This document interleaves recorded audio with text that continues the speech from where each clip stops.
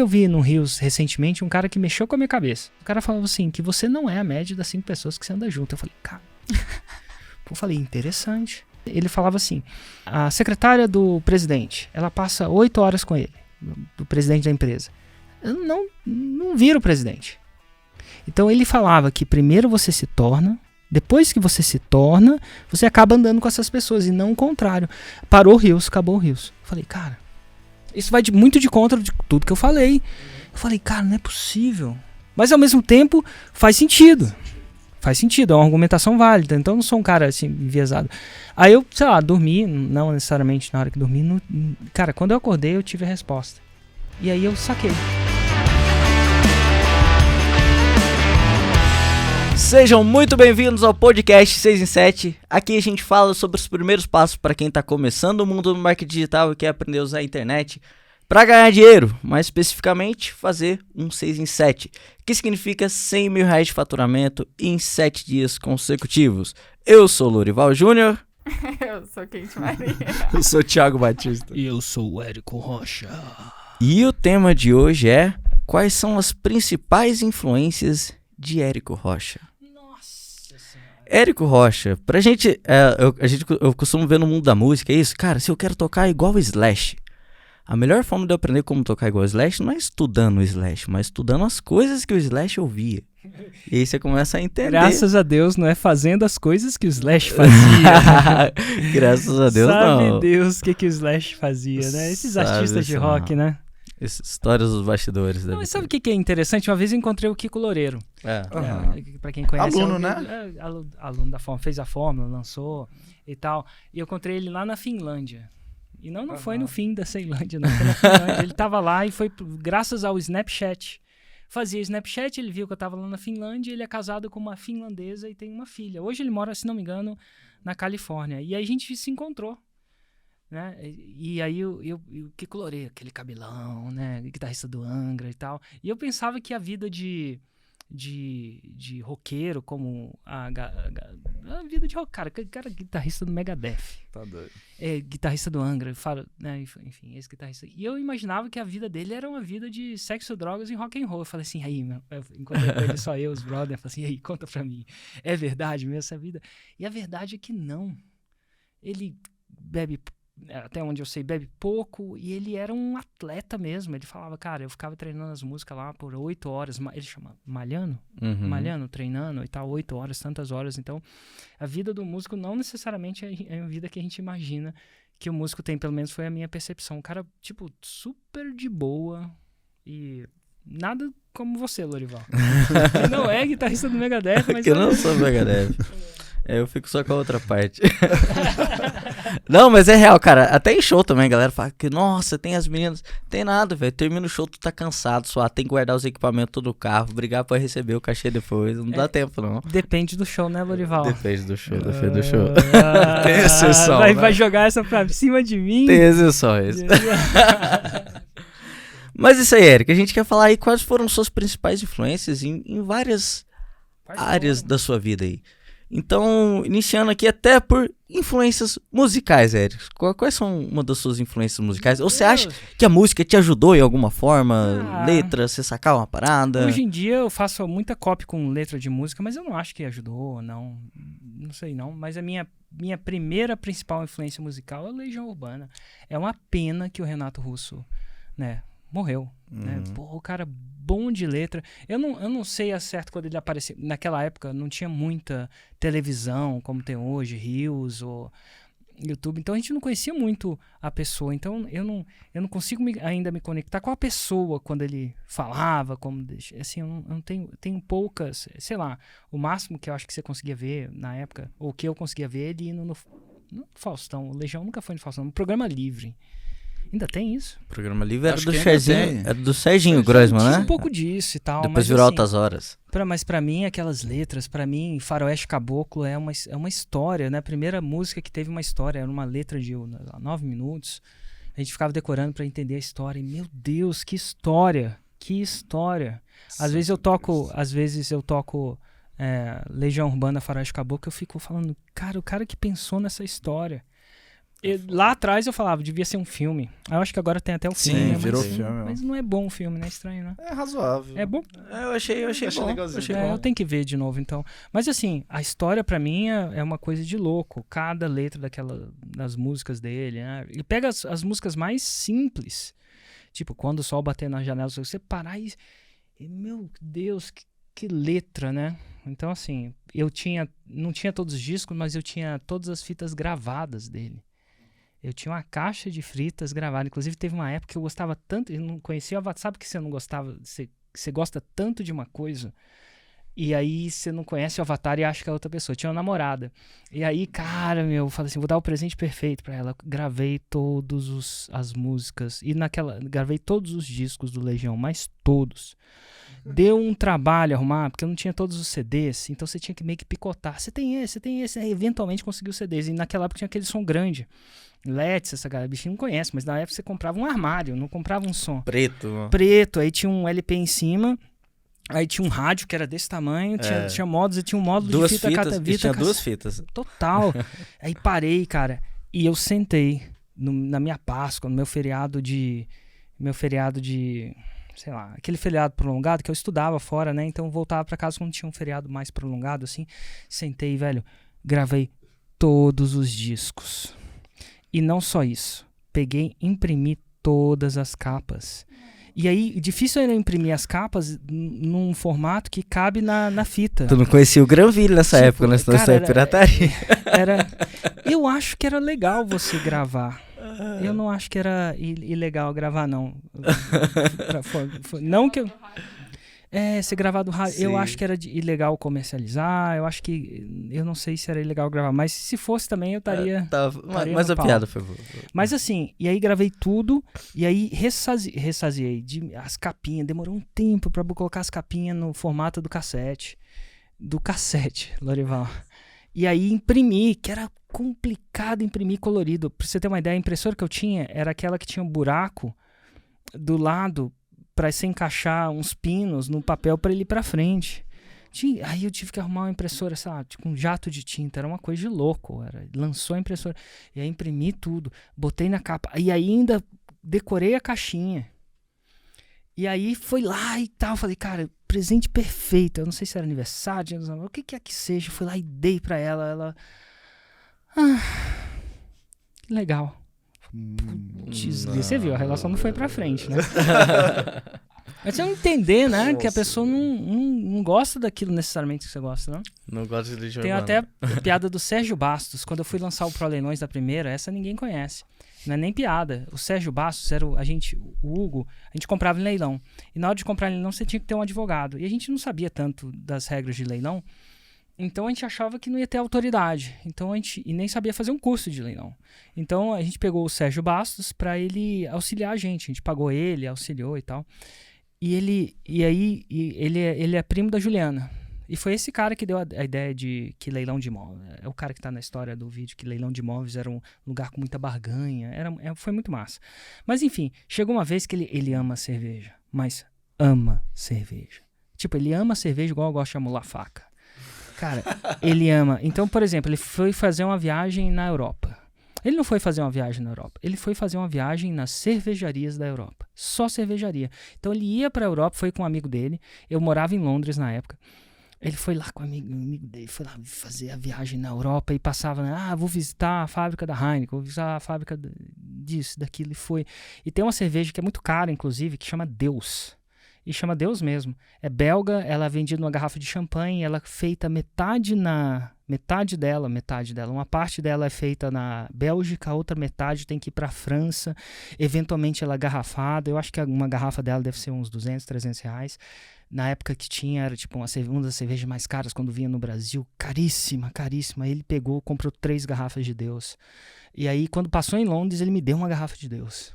Nossa, a gente bebeu uma garrafa de Deus, meu Deus. Aí ele voltou pro Brasil com 2 garrafas de Deus. Solteirão na época. E aí tava de namorico com a menina lá. E aí um dia ele convidou ela pra assistir um filme do Netflix, em casa. Não tinha Netflix. Convidou ela pra assistir, fazer um jantar na casa. Aí chegou na casa e cara, eu vou impressionar. Aí abriu a garrafa de Deus não se toma num copo normal, se toma num copo de champanhe.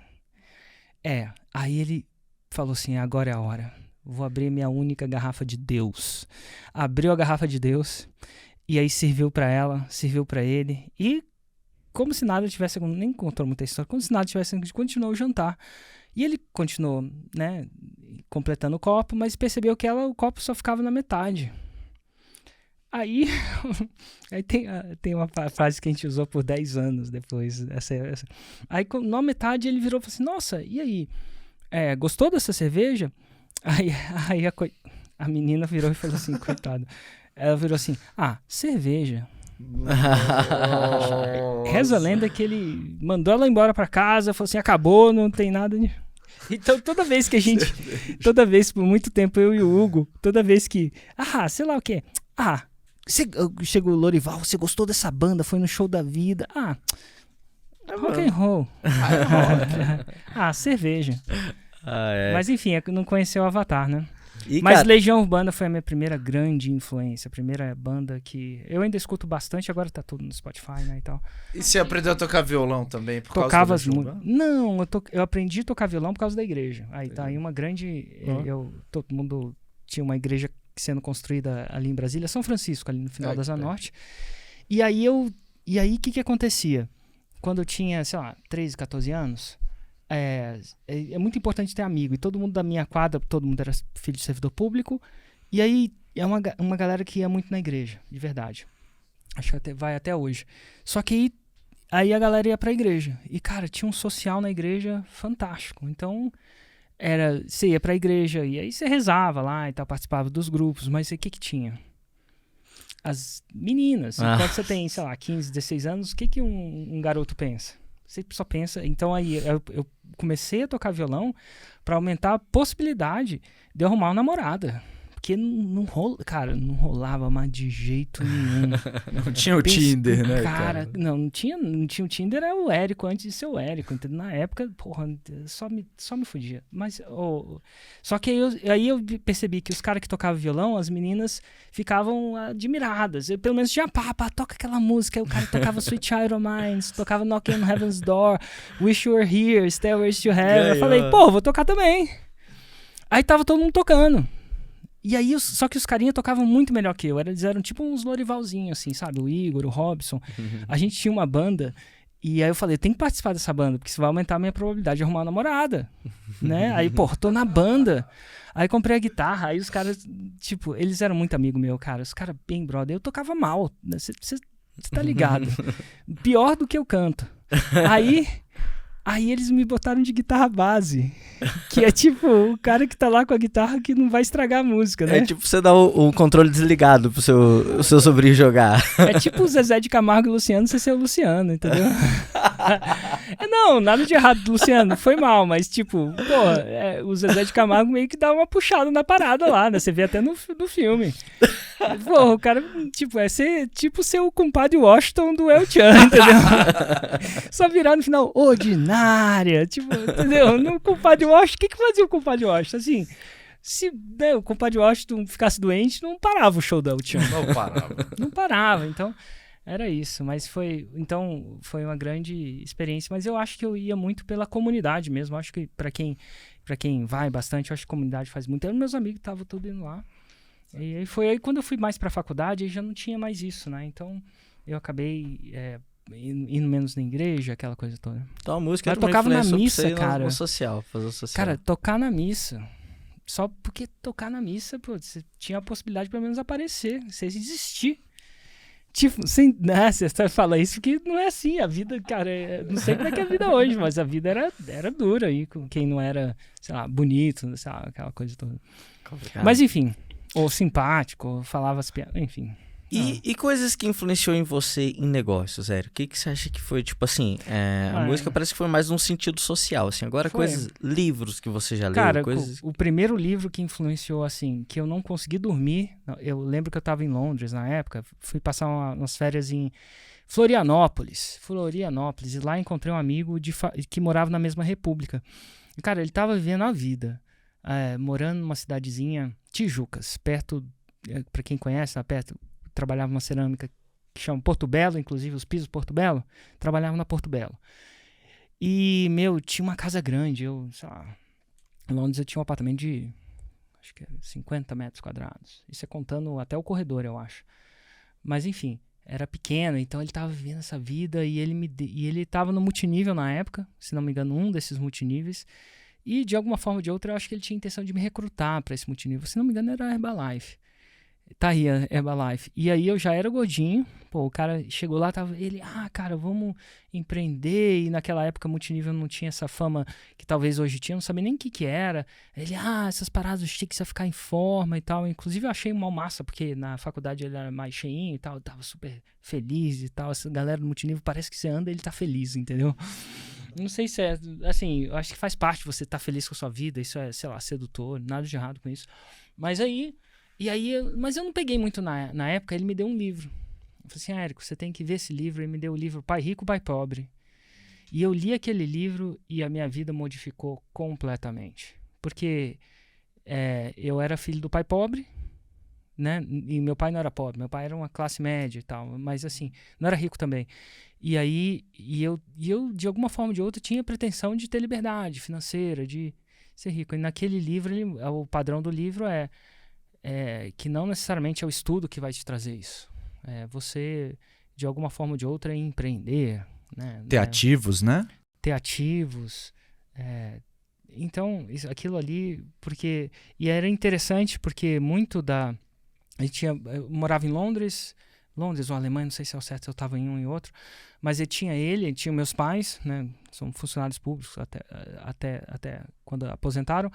E aí eu fui lá na Dinamarca. Eu ia muito na Dinamarca, a Juliana morou lá. E ela tinha 3 famílias lá. Uma ela não gostava, então a gente não visitava, basicamente. E as outras ela gostava muito. E dentro dessa uma dessas famílias, eles eram muito ricos. Era assim, rico mesmo, assim, de verdade. Então o que é rico mesmo? É o cara abrir uma garrafa de $1.000 de vinho. Então, isso pra você beber uma garrafa de $1.000 de vinho. A casa não tinha... Era na Dinamarca e era numa cidadezinha pequena na Dinamarca. Então você parava as bicicletas eu acho que ainda sem cadeado. É o reino maravilhoso, assim. Eu acho que aquela cidade. Copenhague é um pouco diferente, ainda é muito, mas ainda é uma cidade grande de 1 milhão de habitantes, né? Olha só. Mas a cidade lá era utopia. Eu ia pra lá e não acreditava na utopia do que a gente imagina que um dia a sociedade vai ser. Sabe? Tipo, eu acho que o John Lennon, sei lá, todo mundo igual. Assim, mas ao mesmo tempo, todo mundo tinha um padrão de vida muito bom, assim, extremamente bom. Mas assim, ao mesmo tempo, se você quisesse ir pro outro lado do empreendedorismo, você também podia ir, você era livre. Então não era tipo um comunismo que todo mundo... Não, você podia ir lá e virar um grande empresário. E esses caras faziam cortina. Então, as chances são que todas as cortinas que você viesse tinham um pouco da mão deles, se eu não estiver exagerando. Eu lembro que eu tava lá e a rainha do sei lá o que tava fazendo um iate, eles faziam a cortina. Assim, cortina. Os caras tinham uma fábrica de cortina e eram empreendedores bem altos nisso. E eu lembro que nada tinha cadeado. A única coisa que tinha cadeado na casa dele era a adega. Então tinha uma adega. Então tinha vários. Eles iam numa feira de cortina lá em Frankfurt. E aí no caminho voltavam na França e passavam nos sellers, né? E compravam. Lá na França eles compram essa coisa. Então ele passa um dia, tá tendo uma nova safra. Você quer comprar? Antes de sair essas safras. Ali eu quero. Aí ele compra e meio que já deixa lá. Ele não compra e tira, você pode tirar, mas ele deixa lá e toda vez ele voltava. Aí ele, sei lá, tinha essa garrafa que ele tava abrindo, era uma garrafa que na época custava $100. Meu Deus, sei lá, R$500 lá. Né? Então imagina trazer isso pra cá. E aí a garrafa tinha ido, se eu não estiver exagerando, de 100 para 1.000, porque enfim, ficou bom, o vinho era bom e tal. Aí o cara bota a garrafa na mesa e fala assim, aí, eu compro ela por 1.000, você pagou 100? Aí ele falava assim, abre. Não. É tipo o gordo profissional. Você já viram o Instagram do gordo profissional? Não, Porra, já viu? Ele é muito bom já. Ele é demais, cara. A gente entrou junto no Mastermind no Legacy. 2016. Meu Deus. Nunca vi, não. E depois entra no Instagram dele. Ele é demais, cara. Ele vive a vida, Ele né? vive a vida. Fica abrindo essas garrafas com 5, 6 carros na garagem. Aqueles carros piores, um pior que o outro. Mas eles eram ricos. Só que aí, o que aconteceu? Os filhos deles não tinham feito faculdade. Inclusive, ele não sei se não incentivou isso, eles fizeram, sei lá, foram pro high school deles lá, mas foram pro negócio e eu achava muito louco, porque tinha outra família onde os pais eram advogados, também muito bem de vida, nada de errado com isso, mas não eram ricos. Então, quando eu li aquele livro, eu falei, cara, foi eu não consegui desver, foi o primeiro livro que me deixou noites sem dormir. Eventualmente, até entro na tal da Herbalife, começo a empreender, falo, vou empreender. E aí, eu compro o estoque, não vendo porra nenhuma, como o negócio inteiro, cara. Comprou a parada da Herbalife, Eric. Eu comprei, cara, já fui da Herbalife. Cara, é engraçado que você tinha que meio que você comprava, não sei se é assim ainda. Já temos a thumb, o Eric Rocha vendendo Herbalife. Mas assim, tinha uns negócios que você comprava. Aí você comprava, mas se você comprasse mais, você virava uma coisa mais foda, assim, e podia comprar com mais desconto. Eu falei assim, vou comprar esse pacotão aqui. Pacote maior, né? E aí, brother, comprei o pacote maior. Eu vendi um tubo de shake pra um amigo meu, só um.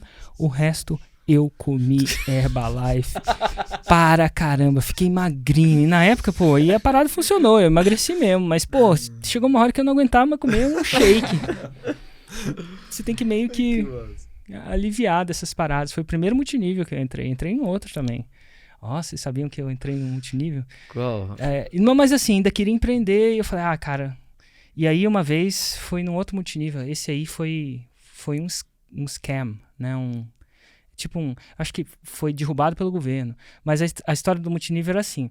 Se você entrasse, você participaria de um grupo de desconto de viagens. Então, quando o grupo é muito grande, a ideia era o seguinte. Em vez de você pagar um pacote de R$1.000, se você fosse desse grupo, você pagava, sei lá, R$200. Alguma coisa do tipo. Ou libras, né? Então, a ideia é você pagava para participar desse grupo. E aí você tinha desconto nessas viagens, né? Aí eu fui lá, achei o máximo, né? Fazia sentido. O cara tinha maior poder de negociação, né? Tudo fazia sentido. Mas no final de todos, esse era a pirâmide mesmo. Então aí eu tentei vender isso ainda para outras pessoas, não consegui vender nenhum. E nesse caso, graças a Deus, porque logo depois já saiu no jornal que isso era uma pirâmide total. Cara, eu fiquei chateado. Eu lembro que eu paguei 2.500 libras para esse start, né? E pra mim eu não me lembro de ter perdido dinheiro. Sabe? Eu não investi em nada. Tipo, botava o dinheiro no banco.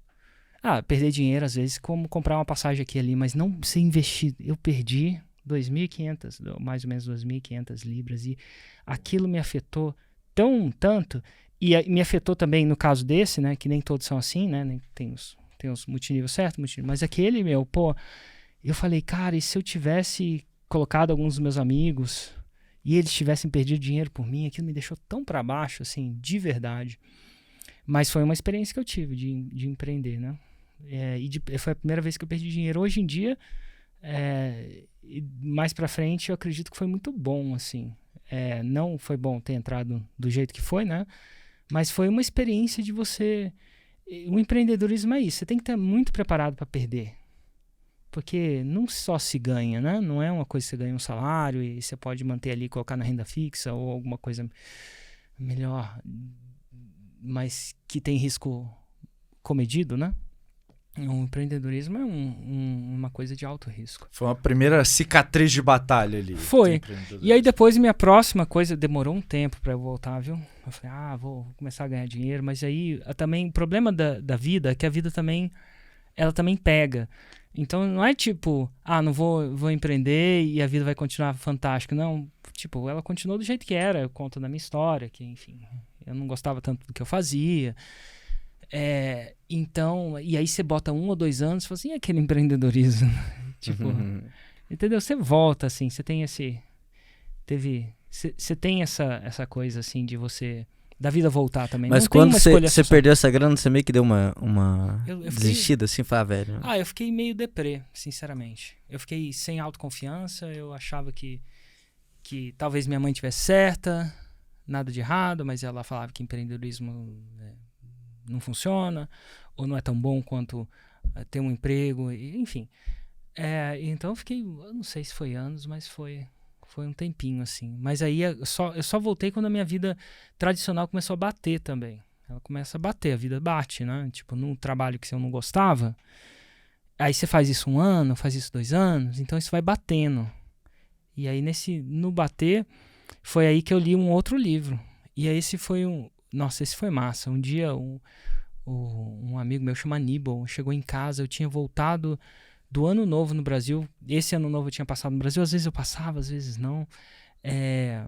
Passar Ano Novo no Brasil era um pouco complicado, porque assim, tem a família da Ju, tem a minha família, e quem que vai passar com quem, tem sempre uma tensãozinha assim, aí você vem na família, não sei como é que a família de vocês são perfeitas, mas cara, você junta a família, às vezes é tudo muito bom, e às vezes tem um monte de tensão que tá acontecendo lá, e era simplesmente o triplo do preço. O triplo, eu tô exagerando, pelo menos o dobro, e se você comprasse muito antes.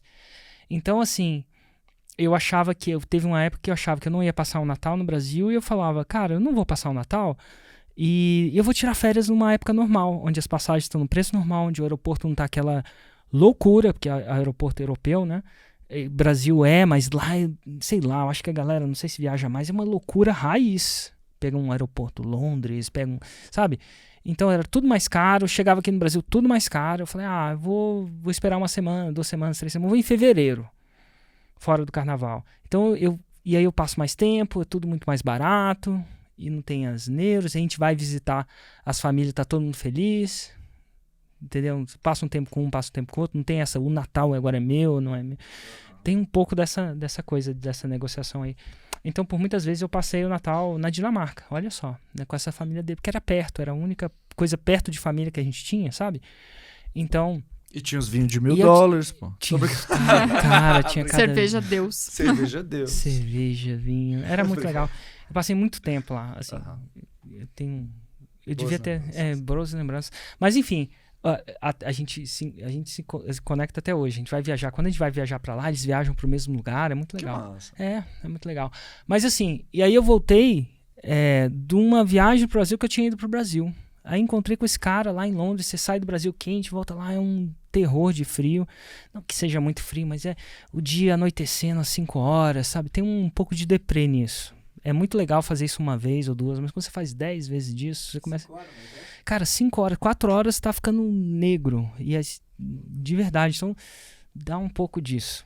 Aí ele virou e falou assim, cara, a gente, sei lá, vai empreender, vai fazer alguma coisa. Li um livro e ele pegou e me deu o livro. Assim, se não me engano é o livro que ele estava lendo. E o livro é Trabalhe 4 horas por semana. E aquele livro me apresentou para 2 coisas. Sobre o empreendedorismo, de novo no empreendedorismo, só que o empreendedorismo do pai rico, pai pobre, tendia ao multinível. Ele era bem amigável às técnicas do multinível, né? O Robert Kiyosaki, não sei se até hoje ele falava que isso era uma escola, não duvido que seja também não. E imóveis. Imóvel, né? Imóveis. Caramba. E eu já tinha pego essa parada dos imóveis, né?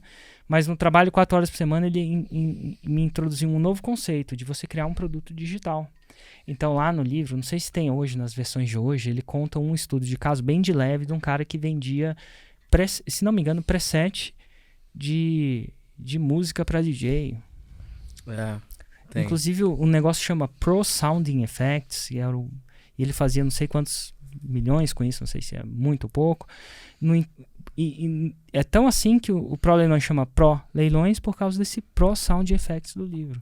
Caralho. E aí ele introduziu essa ideia, eu achei o máximo. Cara, eu trabalhar 4 horas por semana, olha eu aqui falando de trabalhar 4 horas por semana. Juliana fala que depois que eu li aquele livro, eu descanso 4 horas por semana.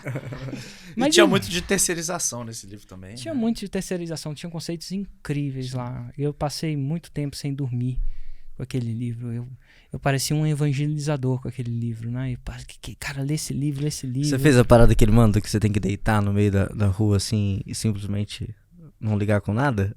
Não fiz. Eu não lembro dessa parada, mas ele tem uns experimentos sociais, assim, meio louco. Mas essa parte não me pegou muito, não. Uhum. Mas foi a ideia que plantou aquela sementinha, né? Inception. Como é que chama Inception em português? Aquele filme do Leonardo DiCaprio, que o cara implanta uma ideia. Não. Acho que não traduziram, não. Christopher Nolan. Chama Inception mesmo? Acho que sim. Então, mas aí aquela foi a grande influência. Eu li aquele livro trocentas vezes, várias vezes. Inclusive, quando eu fui pedir demissão, eu pedi demissão usando uma técnica do livro. Que ele fala o seguinte: quando você tá com muito difícil de tomar uma decisão muito difícil, eu lembro de de decidir embaixo do descer para dar uma caminhada, escutando livro, ele falou: quando uma decisão é muito difícil, escreve o que pior pode acontecer. Aí eu queria muito pedir demissão, seguir aquela parada, o que pior podia acontecer, que na época eu escrevi que eu ia perder tudo, voltar pro Brasil e morar com meus pais. E aí sim, parece simples, né? Mas você não morou com a minha mãe. Minha mãe, cara, eu amo ela de paixão, mas, cara, ela tá toda hora falando e, tipo... não sei como é que é, dando a opinião dela, vamos dizer assim. Ela é bem influenciadora. Tipo, se ela sentasse nossa, fazer um podcast com a minha mãe, hein? Pense em alguém que ia gostar disso. Minha mãe adora qualquer coisa que tem a ver com... Tá aí um bom podcast que ia bombar. Fazer demais. Tava aí até isso dá ontem, pra cara. trazer o Noah, eu cara. sou muito a favor. E aí, cara, meu filho. E a minha mãe, ninguém para. Se fala palco, falar. Tipo, Ela já foi embora, sua mãe? foi embora hoje, Nossa. de madrugada. Já cara. vou ver a próxima temporada dela aqui. Meu Deus, fazer um podcast com a minha mãe ia ser interessante. Isso é massa. O meu pai, eu acho que ele não ia falar muita coisa, não. Ele. Uai. Tipo, o meu pai é bem na dele, assim. E, tipo, é difícil de saber o que meu pai pensa. Tá, minha mãe acha que sabe o que meu pai pensa. Todas Mas as mulheres acham isso. Mas eu tenho minhas dúvidas. Eu tenho minhas dúvidas se ela realmente consegue entrar na cabeça do meu pai. Meu pai, ele é inipnotizável. Ele não baixa a guarda toda hora. Ele acha que você tá... Meu pai é bem, assim, reticente. Mas, enfim. E aí, nossa, fui lá e escrevi isso. E aí fui lá e pedi demissão. O livro me ajudou a pedir demissão naquela época, olha. Que Foi uma massa. grande influência. Dali pra frente, aí eu comecei... Na época não tinha. Depois, eventualmente, crio o ProLeilões. Eu acho que não tenho influência nenhuma. Não escutava nada, não tinha podcast, não tinha nada. Foi pro ProLeilões. E no ProLeilões foi aí que eu comecei a ver primeiro um cara que chama Frank Kern. Já ouviu falar desse cara? Já É tipo demais. você, loiro. Ele é um cara da Califórnia. Foi o primeiro cara. Mas a persona dele na época, hoje é uma persona mais consultora, mas na época ele era um cara... Meio Thiago Finch, talvez, né, cara? Eu não sei não. Eu nunca vi o Thiago, assim. Eu já vi a aparência do Thiago. Aham. Ele era mais um surfista. O Thiago parece era um... antes, então. Então, bem Não era antes. com os Rolls Royce, não. E depois de um tempo ele era um surfista com um Rolls Royce, mas às vezes ele é surfista com uma Kombi Entendi. antiga, super cara, modificada. Tipo, ele era bem... O Avatar não era um... Depois foi com Rolls Royce, tem vários vídeos com Rolls Royce, depois tem um vídeo com helicóptero. Tem vários, né? Mas assim, eu entendo essa parada de você olhar e ver que o cara tá surfando. Parte do negócio dele era qual era, sei lá, a prancha de surf que ele tinha no momento.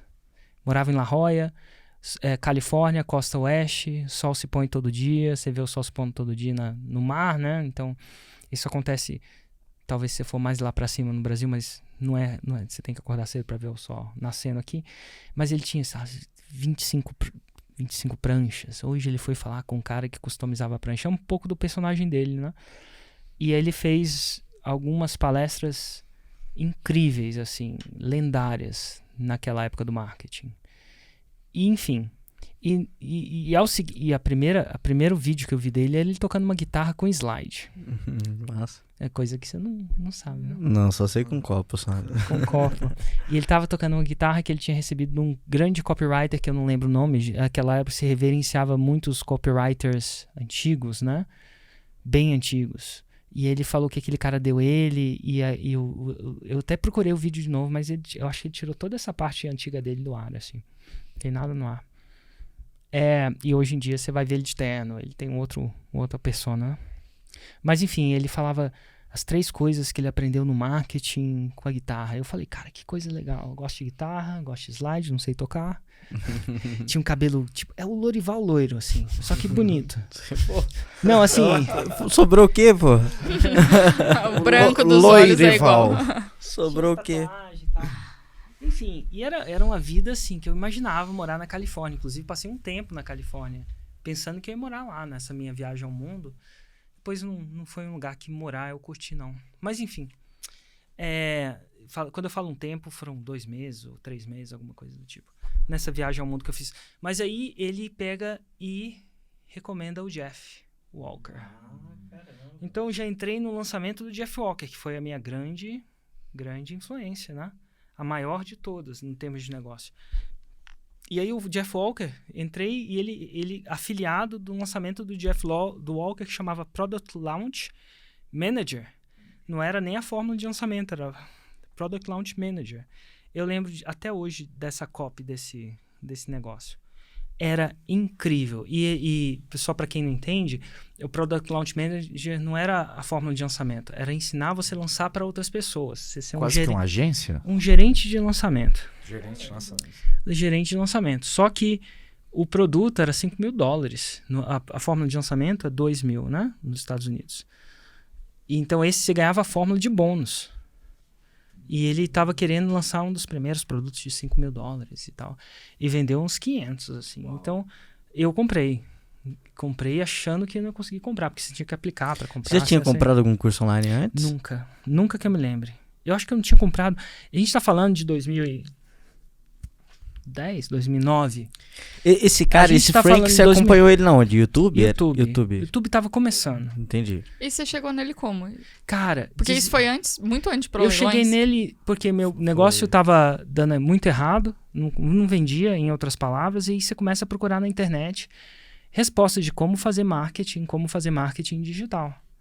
E aí você coloca marketing digital em tudo que você aponta. Eventualmente deve ter colocado isso no YouTube, deve ter caído no vídeo. Tava tocando guitarra, gostava de guitarra. O cara parecia, ele tinha um estereótipo da vida que eu imaginava ter, né? Tipo, e eu falei, pô, eu quero seguir esse cara, alguma coisa do tipo. Então foi aí mesmo. É YouTube, na época que blog era uma coisa, né? E os vídeos dele, em geral, eram bem produzidos também, né? Do Frank? Depois de um tempo começou, mas no começo não. Eu peguei numa época que estava começando o vídeo. Lançamentos, o primeiro lançamento do Frank, que foi o Mass Control, se não me engano, foi em e-mail. Era só e-mail. O primeiro 7 em 7 que ele fez para um cara, ele chama Neil Strauss. O Neil Strauss é um cara que popularizou o nicho de sedução, ensinar caras a conquistar mulheres. Então, o Neil Strauss escreveu um livro que chama The Game, e esse livro era um livro que contava a história dos pick-up artists. Né? Pick-up, os caras que pegavam mulher, seria a coisa certa? O cara que saía. Então, ele pegava pessoas, sei lá, tem gente que é bonito. É fácil ensinar esses, né, Lorival? Pegava o cara igual o Lorival, assim, ensinava ele ter, tipo, isso ninguém chegava perto dele e ensinava ele a seduzir era muito normal, assim. Aí tem que ser bom o livro mesmo. Mas assim, e aí ele fez um lançamento que chamava The Annihilation Method, o método da aniquilação, do Neil Strauss. Foi um método de 7 dígitos em não sei quantas horas. E era o Neil Strauss pela primeira vez ensinando Lorivais a conquistar mulheres. Com aquelas coisas. O livro The Game, inclusive, é um bom livro, tirando toda essa parte de... um dia eu tava lendo The Game, aí deixei no banheiro. E de repente um dia a Juliana veio e falou, que porra é essa? Que é isso? Eu falando pra Juju, relaxa, isso aí é marketing puro. Ela, marketing caramba. Tipo, deu uma DR que vocês não imaginam. Uma DR gigante. Até eu explicar que focinho de porco não era tomada, foi difícil. Mas ele lançou. Então tinha esses lançamentos. O Jeff Walker lançava a fórmula de lançamento. O Frank Kern lançava um produto que chama Mass Control, controle de massas. Você controlar as massas. Porque era o Frank Kern. O Frank Kern é esse cara... como é que eu vou dizer? O personagem dele era esse personagem controverso. Ele não chamava coisa de fórmula, ele chamava mass control, controle das massas, né? Alguma coisa politicamente incorreta, alguma coisa do tipo. Mas era copy. É isso que ele ensinava? Era o que ele ensinava era copy. Era tipo lançamento. Tipo lançamento. Era tipo um lançamento. Isso aqui. Mas enfim, então eles estavam nessa, né? Eu tinha acabado de acontecer eu não sei se era meses atrás, o primeiro 7-figure day, o dia feito por um cara que chama John Reese. E esse John Reese ensinava tráfego, né? E o Jeff Walker lançou o John Reese. Encontrou o John Reese numa conferência e eles estavam falando, Jeff Walker, eu faço isso, sei lá. Aí ele, bom, eu faço essa parada aqui, eu faço 6 dígitos, sei lá, em 7 dias. em dólar, né? Na época, meu Deus. E aí o John Reese, pô, você tem que fazer isso pra mim. Quando o Jeff Walker fez isso pra ele fez o primeiro $1 Million Day, né? E aí o Tony Robbins entrevistou o Frank Kern, o John Reese, e o Jeff Walker num produto que chama Money Masters. Eu comprei o produto, seguia muito o Tony Robbins. Mas foi aí que, quando o Tony Robbins entrevistou o Jeff e o Frank, porque até então eu achava que podia ser mais uma daquelas paradas multinível que eu tinha entrado, que eu perdi o dinheiro inteiro. Mas o Tony Robbins não é esse cara. Tá entendendo? E eles tinham feito umas paradas com o Tony Robbins, ajudado o Tony Robbins, então pra mim... Você tá meio que duvidando das paradas do Jeff ainda ali? Tipo, acabou de comprar, tava vendo qual é que Pô, era demais, cara. Eu já tinha perdido dinheiro. E, tipo, Entendi. não era a internet que tinha testemunho, a Deus dará, rede social ter dado. Tava no começo. Então, os vídeos extremamente mal produzidos. Você entrava assim, você não tinha noção. Não tinha comentário no CPLs. Não tinha tecnologia de ter comentário. O blog não tinha inventado comentário. Isso veio depois. Era só um vídeo. E depois, no final, 3 vídeos, mal feito, bem mal feito. No final, pedindo $5 mil. Eu falei, cara, parecendo aquelas paradas, né? Então, só que aí quando eu vi, eu não sei exatamente a cronologia da coisa, mas aconteceu. Quando eu vi o Tony Robbins entrevistando, não foi exatamente durante o lançamento e tal, mas enfim. Eu falei, eu tinha comprado o produto, tinha recebido, eu comprei o Money Masters. Sabe como é que eu recebi o Money Masters? DVDs em casa. Eu comprei o produto, morava em Londres, chegou o DVD na minha casa, eu botava o DVD no computador. Tinha uns computadores, bichinho, antigamente, ó, tinha um buraco no computador aqui, ó. Você enfiava um DVD e tocava. Assim que eu consumi o meu primeiro produto. Tá aí. Eu acho que eu falo que foi a primeira vez, não. Eu comprei o Money Masters antes de comprar a fórmula de lançamento. Mas não era uma área de membros, né? Não sei, mas era digital, mas era físico. Você não teve que ligar Mas pra comprar. Não, era digital, mas era físico. Mas assim, e aí entra na fórmula de lançamento, chego lá e o resto da história a gente já contou algumas vezes aqui, né? Mas foram as primeiras influências. Então tá aí Tony Robbins também muito influenciado por ele. E Tony Robbins influenciou de mais alguma outra forma também? Então, Ai, cara, quando eu tava na pessoal, Deprê lá no banco, o que quer que seja isso, é aí que você vai primeiro, né? No desenvolvimento pessoal. Então, um pouco disso, um pouco dos Você outros lembra de cursos que eu algum fiz. livro? Que você... Landmark, né? Me influenciou bastante o Fórum Landmark. O que é esse Landmark, Érico? Você sempre fala, mas o que é? Basicamente é um curso de desenvolvimento pessoal. Ele tem vários cursos. O primeiro deles é o Fórum Landmark, são 3 dias.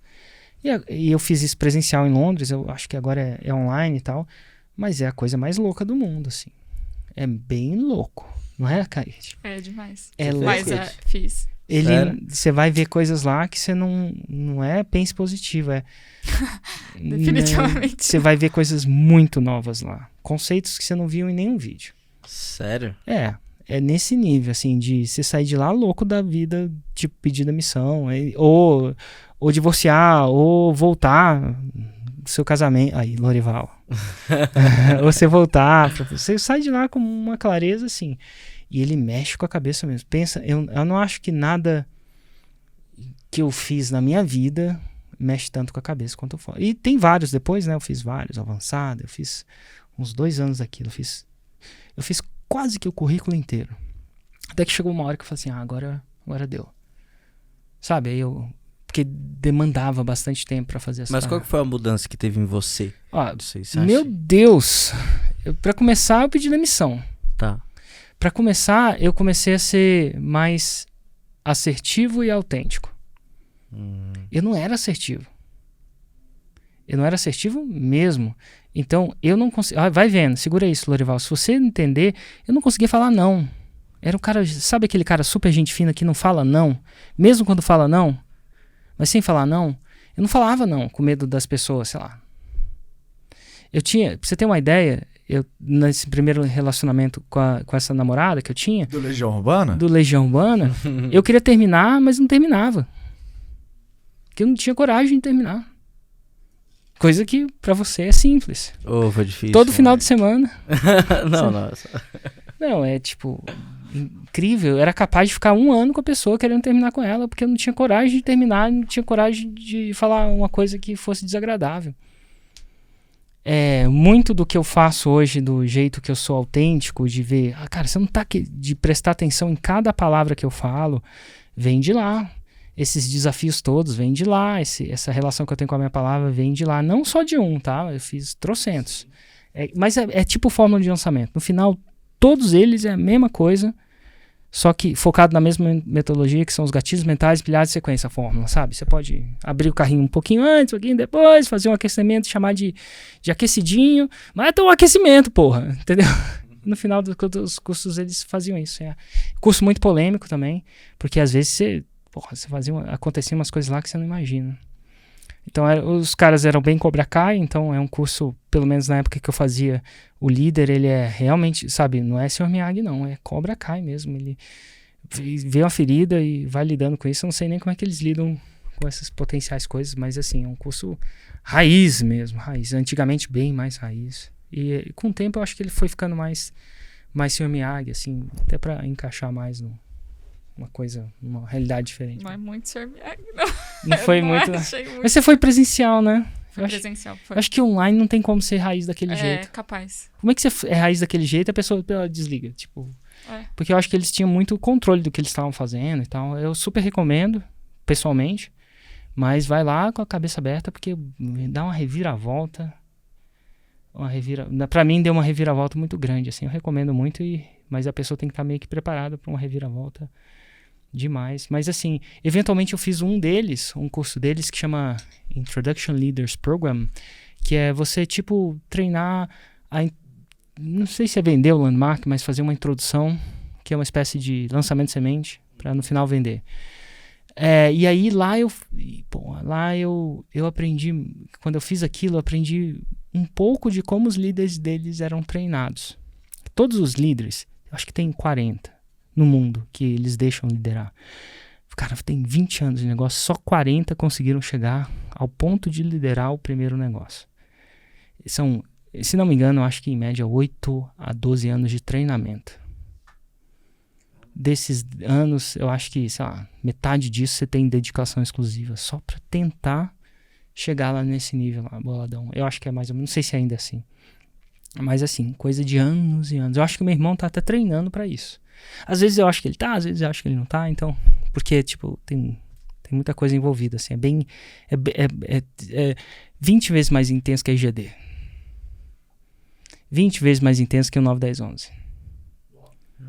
Caramba, né? É bem louco, assim. Agora ficou sério.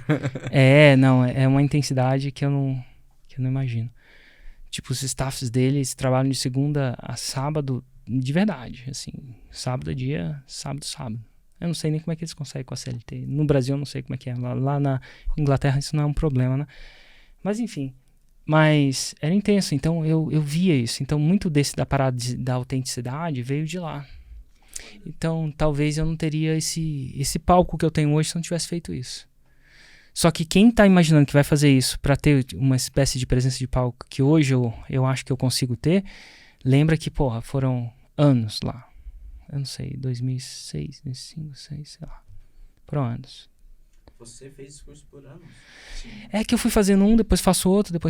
Eles têm curso infinito. Né? Tipo, acho que tem 4 que são o currículo mais básico. É o Fórum Avançado, o Self-Expression Leadership e uns seminários lá. Seminário é tipo, você encontrar com a galera uma vez por mês. E aí tem uns cursos mais hardcore. De 6 meses. Na época, hardcore era 6 meses, né? Pra mim, a gente pensa no Insider e tal.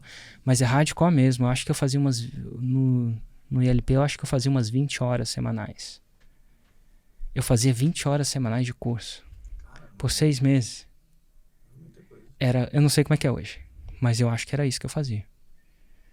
Era intenso. Pensa no intenso. Eu trabalhava, né? Encaixava isso no resto. Então você foi tendo uma junção ali, pai rico, pai pobre. Você começou a olhar pro empreendedorismo, mas te ajudou a emagrecer, porque o Herbalife não rolou. Eu emagreci quando eu tava no Herbalife, né? Depois eu comecei a comer essa refeição, fudeu, né? Não é nem comer, tipo, bebida, né? Tipo, quando você tá nessa idade, tá lá em Londres, aí todo mundo sai pra sair toda hora, aí você vai tomar uma cerveja toda hora, é difícil de você ter uma vida muito saudável se você ingere álcool com muita frequência, né? E era muito social dali, né? Era social do banco. Sair pra tomar uma cerveja era um social. E, pô, eu tinha, sei lá, menos de 30 anos. Meu Deus, tinha que fazer essas coisas também, né? Eu acho que foi demais, inclusive. Aprendi muita coisa e tal. Mas você não fica fit. Uhum. Né, Dorival? Não fica fit. Ô, Érico, mas você acha que tem algum ponto em comum que conecta tudo isso? Tipo, até essa fase, né? Pai rico, pai pobre, o trabalho 4 horas, depois o Frank Kern, enfim, e Landmark. Tipo, por que tudo isso é uma influência? Eu tava até conversando com o Thiago mais cedo sobre, tipo, influência. Beleza, eu vi um filme, li um livro, ouvi uma música, ou fiz um curso e aquilo me influenciou. Mas influenciou porque te fez agir de alguma maneira, te fez fazer algo. Tem uma parada que eu acho que essa... Não sei se é... Eu te interrompi. Você quer... Não. Acho que você Aí, sacou. O que influenciou? O que influenciou é que eu acho que depois de todas essas viagens, eu queria ser empreendedor. Então, essa parte eu queria mesmo. Eu comprava pequenas empresas e grandes negócios quando eu estava na faculdade. Não comprava Você S.A. Nada de errado com Você S.A., mas eu acho que, se não me engano, na época era uma revista mais carreira, né? Eu não comprava eu comprava pequenas empresas e grandes negócios. Eu comprava lá em Londres o The Economist, que é uma revista eu vou chamar aqui, na minha opinião, uma revista mais de líderes, mais da estratégia do mundo. E eu queria essa parada, eu queria ser isso. Então esse era o motivo. Inclusive eu vi no Rios recentemente um cara que mexeu com a minha cabeça. Porque o cara, Rios, não sei quem é, tá? Então não vou citar, mas o cara falava assim, que você não é a média das 5 pessoas que você anda junto. Eu falei, cara, interessante. Deixa eu escutar esse Rios até o final. Né? Vou escutar esse Rios até o final. E ele, cara, o cara era bom, a argumentação dele era boa. Ele falava assim, a secretária do presidente, ela passa 8 horas com ele, do presidente da empresa. Não vira o presidente. Então ele falava que primeiro você se torna, depois que você se torna, você acaba andando com essas pessoas, e não o contrário. Parou o Rios, acabou o Rios. Eu falei, cara, isso vai muito de contra de tudo que eu falei. Eu falei, cara, não é possível. Mas ao mesmo tempo faz sentido. Faz sentido, é uma argumentação válida. Então eu não sou um cara assim, enviesado. Aí eu, sei lá, dormi, não necessariamente na hora que dormi. Cara, quando eu acordei eu tive a resposta. E aí eu saquei. Nesse exemplo, a secretária do presidente passa tempo com o presidente, mas ela não quer se tornar o presidente. Ela quer ser a secretária do presidente. Então você pode passar muito tempo com as pessoas, e se você não quer se tornar aquelas pessoas, você não vai se tornar. Agora, se ela quer se tornar o presidente, se isso é o motivo de vida dela, bota ela 8 horas do lado do presidente, ela se torna. Que vai saber o caminho das pedras, vai ter todo o networking do presidente, e ela vai se tornar o presidente. E é tipo assim, me bota como secretária naquela época do Steve Jobs. Velho, eu ia me tornar, não sei se o Steve Jobs, eu ia me tornar um grande empreendedor. Porque, porra, eu queria. Então, sei lá, o motorista de táxi não vai se tornar o campeão de Fórmula 1 porque ele não quer se tornar o campeão de Fórmula 1. Então, muito do que ele está fazendo está no automático. Essa não é a intenção dele. A intenção é outra. Agora, se ele quiser e bota ele para gastar tempo com os caras mais, só andar com o Felipe Massa, o Hamilton, o capeta lá, ele vai ter, a coisa que a Cris Arcângelo falou, vai ter não só o conhecimento, mas vai ter o networking. E, velho, vai acontecer. Então, voltando à sua pergunta, eu quero ver alguém fazer um corte desse. Porque vem os cortes, vem tudo errado. Inclusive, essa parte vai sair do corte, porque não dá tempo de explicar que isso não dá corte. Não, né? tudo isso já saiu, já fatiou, já. Mas assim, eu queria muito ser empreendedor. E aí, pensa, eu não sei ao certo, talvez o Pai Rico, Pai Pobre acendeu isso em mim. Aí... Você já queria ser empreendedor antes de ler Pai Rico, Pai Pobre? Eu queria ser empreendedor antes de prestar vestibular. Eu queria ser empreendedor antes de prestar vestibular. Eu queria ser empreendedor quando eu era criança. Quando eu tava na igreja. Por quê? O que você via que era diferente? Aí que tá. Eu não sei. Eu não consigo. Talvez se eu fizer uma regressão muito louca, eu consigo ver exatamente o momento que eu fiz essa decisão. Mas era uma decisão que eu fiz. Sei lá, você decidiu que você ia tocar bem guitarra aos 7 anos depois de ouvir Radio Gaga numa fita cassete esperando a sua irmã. Não foi? Você consegue ver o momento que você fala assim, cara, eu vou ser um guitarrista. eu não tenho essa coisa, não é clara pra mim, esse momento. E talvez as pessoas entendam esse momento, né? O momento que você faz uma decisão. Eu acredito que teve esse momento, eu só não sei como. E aí eu fui colocando nisso, mas eu fui meio que abafando isso. Eu fui abafando, tá, pela influência dos meus pais. Vai prestar vestibular, vai fazer isso, depois vai fazer aquilo. Aí você, sei lá. Então, com esses cursos, assim, ele trouxe de volta uma coisa que estava adormecida dentro de mim, mas já estava lá. E aí por que um cara vai investir esses 2.500? Tem um pouco de empreendedorismo aí, não E tem? depois investir de novo, né? Investiu 2.500, perdeu, voltou, investiu de novo. Total. Né? Era Então, muito risco. é muito risco. Então, sei lá, isso tava dentro de mim, essa é a leitura que eu faço minha, só que não tava a gente tem muita coisa que tá dentro da gente e a gente dá uma quieta o facho aqui, olha, vamos fazer outras escolhas. Mas aí, quando veio essas paradas, eles começaram, cara, esse veículo funciona. Então, a Fórmula, Infoproduto, foi um veículo que fez sentido. Fez sentido e aí eu tava mais propenso a arriscar. Que louco, velho. Muito massa. Pô, e é uma coisa vai puxando a outra, né, velho? Você vê, tipo assim, de um livro, aí tu vai pesquisar sobre o assunto, aí move o mundo por causa de um vídeo que às vezes você vê no YouTube, né? É muito louco, cara. E livro... Você teve algum momento de alguma coisa que você leu e você falou assim, cara, modificou a sua vida? Cara, eu teve... Não sei, pode ser livro, Não foi pode ser ler- alguém falou, pode ser um curso, sei lá, alguma coisa que, cara, nunca mais o Lorival foi mesmo. Cara, uma coisa que foi o que motivou eu a começar a empreender mesmo, e eu parei tudo que eu tinha de fazer e falei assim, eu vou fazer essa parada, foi um vídeo seu. Aquele do poder do comprometimento. Entendi. Aquele, o poder do Goethe, né, o poder do comprometimento. Muito massa. Porque era assim, eu sempre tive essa parada de empreender, eu nunca trabalhei numa empresa. A primeira empresa que eu trabalho é essa aqui. Aí, tipo assim, eu desde criança, eu já, tipo, com 14 anos de idade, eu dava aula de guitarra. Como assim, desde criança? Sou criancinha ainda. Mas eu, com 14 anos de idade, já tinha uns aluninhos de guitarra, já dava aula. Aí, 16, 17 anos, já tocava. 18, já tocava. Depois fiz escola de música. Então, eu tinha essa parada. Mas, eu queria mudar. Chegou uma hora que eu vi que escola de música eu tinha o meu teto lá, não ia ganhar mais do que aquilo que dava pra ganhar. E beleza. Só que e o medo de você abrir mão de fazer uma coisa e passar a fazer outra completamente diferente.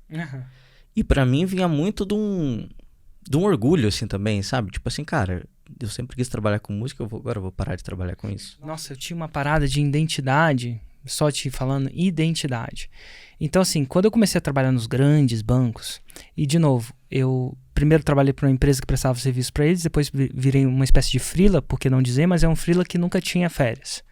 Porque eu encaixava um contrato em cima do outro, e tirava férias assim. Eu não sei se eu tirava 30 dias, não. Muito menos, assim. Porque eu podia fazer isso. Só que quando eu comecei a trabalhar nos bancos, eu comecei a ter uma significância muito legal. Tipo, porque na hora... Quem é o Érico? O Érico está trabalhando pro UBS, que é um banco suíço. Lorival, vou traduzindo para você. Ou ele está trabalhando pro JP Morgan, que é um dos maiores bancos de investimentos americanos. Ou ele está trabalhando pro Deutsche Bank. O Deutsche Bank, na Alemanha, é o banco. E aí eu chego e falo assim, tô num lugar. Isso é uma coisa que eu perdi por muito tempo. Eu acho que até hoje eu perdi. Chegava, tava num lugar, e as pessoas, o que você faz? Eu tô no Deutsche. Eu tô no ABN AMRO. Lembra do ABN AMRO? Que foi comprado, já fiz lá também os projetos. Era muito louco. Tipo, você vem com uma... Eu acho que é tipo, cara, eu sou o chefe da cirurgia do Hospital Einstein. Naquele meu mundo era aquilo. E o Érico, que nunca teve significância, mas nunca, assim, se eu tô falando, era instantânea a significância. Era tão instantâneo, eu tão gostava disso, que quando eu tinha um meu e-mail, que é o mesmo e-mail que eu tenho hoje, que tinha um do Yahoo, não uso mais do Yahoo, tem um do Gmail, e tinha um e-mail do banco. Toda vez que eu queria dar um e-mail, você acha que eu dava um e-mail de quê? Eu dava um e-mail do banco. O ruim é que eu ficava no banco em projetos de 1 a 2 anos, e depois a pessoa perdia meu e-mail. Mas por que eu dava um e-mail? Eu olhava aquele e-mail porque aquilo me dava significância. Eu sou... Instantaneamente, tá aqui, na época tá aqui meu cartão, né? Tinha cartão. Cartãozinho de visita. Não sei se ainda tem. Será que tem hoje ainda cartão? Não sei se tem, não. Mas assim, eu dava isso. Então tinha significância. Então quando eu fui pedir demissão, eu tinha medo de perder aquela significância. Porque, lembra, você perdeu aquilo que a minha identidade me dava uma adrenalina, não sei se é adrenalina, dopamina, um senso de importância muito grande. Total. E quando você voltava para o Brasil, primeiro que eu morava, sei lá, em Londres ou na Alemanha, isso já dava uma importância, porque eu não era trabalhava numa grande empresa. Segundo, eu não trabalhava para alguma empresa qualquer. Eu trabalhava para uma empresa que era foda naquilo que ela fazia. Um grande banco. Quando você falar que você trabalha em banco, é diferente de falar, eu trabalho em um banco de investimento. Nem quem não entende o que é banco de investimento já saca. Só pela palavra, banco de deve investir o dinheiro das pessoas. Pô, a sua mãe devia falar com prazer, né, velho? Nossa senhora! Mãe, e o mundo, cara? O mundo. Porque, pensa, eu volto pra Brasília, você é o motivo, todo mundo quer falar com você. E um cara que ninguém queria falar comigo. Entendeu? Então, fora do dinheiro, abdicada, eu acredito que aquilo fazia parte. E por mais que eu não gostasse, por mais que eu não gostava do trabalho, eu gostava daquilo. E, porra, perder aquilo era difícil pra mim. Assim, eu não falo isso... eu falo isso agora, né? Mas na época eu falei, cara... E foi difícil mesmo, porque quando eu perdi, eu realmente perdi. Então eu chegava no churrasco, o que você faz? Eita. Tô começando a falar um negócio aqui. Cara, eu não conseguia explicar.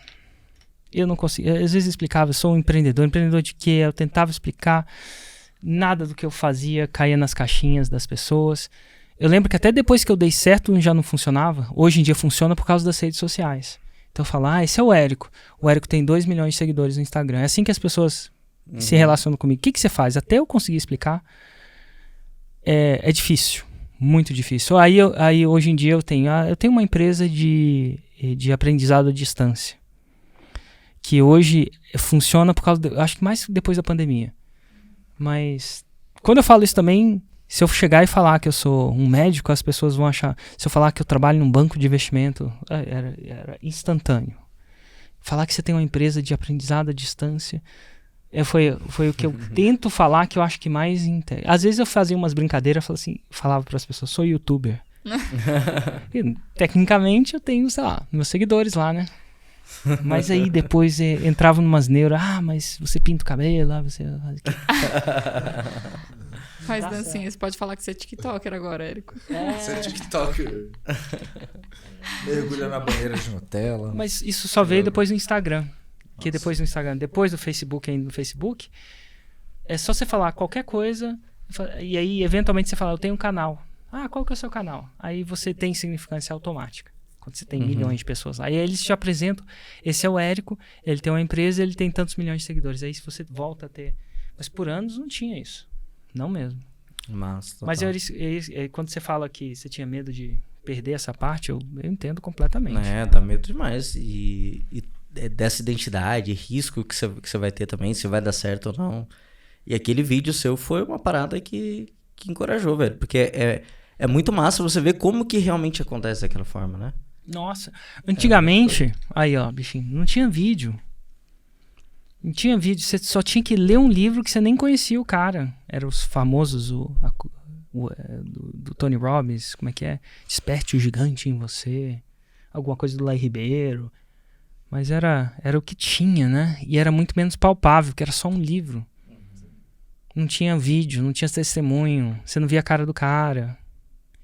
Inclusive, do Pai Rico, Pai Pobre, eu acho que se eu procurar eu consigo, mas eu nunca vi ele falando. Eu sei a foto dele, mas eu nunca vi ele falando. Até porque Robert Kiyosaki, até porque muito do que ele fala, eu acho que depois veio num viés multinível, e eu tava de mal com multinível, pessoalmente, não com o multinível em si, mas com a experiência que eu tive, né? E nada de errado, fui errado, entrei no multinível errado, depois era ruim de multinível mesmo. Esse negócio de vender 1 a 1 nunca foi fácil pra mim. Vender assim, sabe? Te convencer eu desconvenço, cara. O cara tá quase comprando. Eu falo, não, é difícil, mas pra 10 mil pessoas é fácil, moleque. É muito mais fácil. Não, eu lembro que eu tava com... Não vou falar o nome dele, mas eu acho que vocês sabem quem são. É bem recente. Aí o cara falou assim, quero entrar no 10 mais. Eu falei assim, cara, não entra não, faz um dia... faz um... Participa de um de graça, alguma coisa, de um de teste, aí se você gostar, você vai. Aí ele virou pra mim, mas eu quero entrar agora. Tipo... eu não vou te vender. Eu tava desvendendo, então esse é o Érico vendendo 1 a 1. Não fui treinado pra isso. De repente, se eu for treinado... Cara, inclusive, O eu lembrei de... O Érico é ruim de venda. Inclusive, eu lembro de uma experiência muito boa, Érico, quando... Em 2018, né? Pô, eu tava acabando de chegar no Insider. Pô, eu lembro da gente fazendo parte da oferta aqui do evento lá de dezembro e tal. Aí teve o evento e algumas pessoas acabaram que não converteram. Ou estavam querendo cancelar. E quem fazia recuperação de venda na época? O Érico, velho. Nossa, o Érico eu teve que fazer desrecuperava. umas 30 recuperações de venda. Ele entrava naquela sala, saía... Eu saía... Não vou fazer mais isso, não, porra. Eu acho que entrava na sala quando eu via a pessoa meio nhenhenhen, não quero. Eu falei assim, quero saber de uma coisa, eu que não te quero, vai embora. Eu não quero o seu dinheiro. Eu falo assim, eu sou anti-recuperação. A pior recuperação de Eu sou venda de anti-recuperador. Foi engraçado, cara. Lembrança boa. Eu falei, se eu tô... Teve uma que eu... Nossa, deu muito ruim. Assim, ela chegou e falou alguma coisa do tipo... Não entendi. Alguma coisa do pitch de vendas, né? Aí eu falei assim, legal, vamos lá. Qual a parte você não entendeu? Aí ela virou pra mim e falou assim, nada. Eu falei assim, não pode ser nada. Vamos lá no começo. Ela, não, eu não entendi nada. Eu falei assim, então não entra não. Porque se você não entendeu esse vídeo de vendas aqui, imagina, não vai ficar melhor. Vai ficar mais fácil. Então assim, foi uma atitude arrogante mesmo. Eu devia ter... Ela não tava querendo dizer não entendi nada, né? Porque eu sou uma pessoa muito literal. A pessoa fala comigo, eu vou pelo que ela fala, sabe? E isso, não necessariamente. Você tem que... Hoje eu aprendi a perceber que, não, ela não quis dizer nada. Ela não tá sendo tão literal assim. Ela tá querendo dizer outra coisa. Às vezes quer ser convencida, né? Às vezes eu podia dar um exemplo. Falar, e essa parte você entendeu? Então, às vezes tá parecendo uma emoção. Nem sempre todo mundo fala exatamente o que tá falando e tal. Outros livros vão... Eu lembro daquele evento do Plat também, que a gente levou a galera pra salinha, pra converter no 1 a 1. Aí tava um cara sentado lá e escutando, né? Aí, não vou falar o nome dele também, porque ele entrou no programa. Aí o Érico falou pra assim, e pra você, o que eu posso te falar que eu posso te ajudar a convencer a entrar e tal? Só que o cara tava feliz de estar ali, e ele ouviu tanta quebra de objeção que ele já tava comprado, entendeu? E falou assim, não, cara, eu acho que não tem nada pra falar não, mas eu vou entrar sim. O Érico, tá bom, então pode ir embora. Ele, o quê? Pode ir embora. Eu não tinha escutado que ele vai ser. Cara, não, mas eu falei que eu vou entrar. Eu não tinha nem escutado isso. Já tava frito já. Meu Deus do céu. Total. Ô, Érico, uma vez, numa reunião, você falou de um livro. Negocie como sua vida dependesse disso. E você falou que é o melhor livro de comportamento humano que você já leu. Foi esse melhor livro de comunicação interhumana. Comunicação de aprender a comunicar. Que eu li. Por quê? O que você aprendeu nesse livro? Eu aprendi. Tipo assim, pra quem não leu, eu tô lendo ele. Eu tô na metade ainda. Interessante. Ó, o que aconteceu? Por muito tempo, o cara é um negociador do FBI, foi head de negociação internacional do FBI de kidnapping, que é sequestro, por 20 anos. Então ele era o número 1 disso. E o jeito, e antigamente o jeito que as pessoas negociavam, uma escola bem Harvard, que veio com aquele livro Getting to Yes, que é chegando ao sim. Então Harvard, se não me engano é Harvard, pode ser outra universidade americana, falava o seguinte: você tem que achar um ganha-ganha. Você tem que achar um meio termo. Você tem que ver o ponto de vista da pessoa e trazer uma oferta que seja boa para ela e para você. E os caras, quando eles aplicavam isso no FBI, como é que você tá? O cara tá com um revólver, como é que você acha um meio termo? Não tem meio termo numa negociação. Que você fala assim, você me dá um...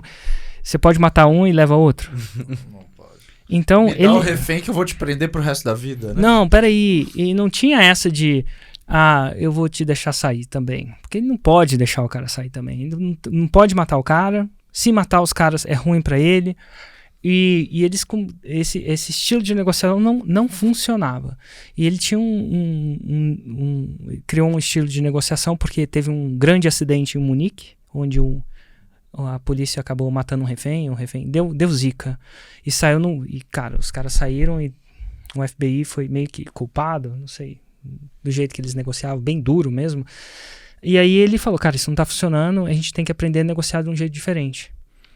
E ele começou a entender que, na maioria das vezes, ele não estava negociando. O getting to yes é um racional. Ah, você quer isso? Eu quero aquilo. Vamos encontrar no meio? É racional, não é? O gatilho mental da razão. Faz sentido, é justo para nós dois. Só que aquilo não funcionava para ele. E ele descobriu que as pessoas não estavam... Que a maioria das pessoas não decidem com o racional. Elas decidem com o emocional. E ele começou a desenvolver 5 ou 6 ferramentas de você negociar com a pessoa e não chegar no meio, não. Chegar aos seus termos. E é isso. Eu nunca usei esse livro. Eu nunca usei nada desse livro, desse framework para negociar. Absolutamente ninguém. Com ninguém da ignição, com nenhum parceiro.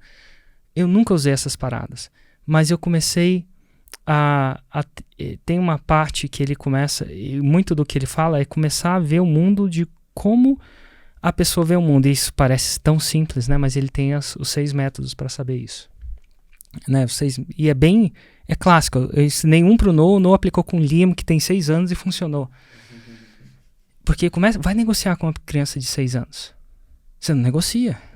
5 anos, ela não tem nem muita linguagem. Ela só repete o que ela quer, e se ela não quer, ela começa a chorar. E você não pode falar, se você fizer isso, eu vou tirar o iPad. Ele não tem noção o que é tirar o iPad por uma semana. Ele não sabe disso.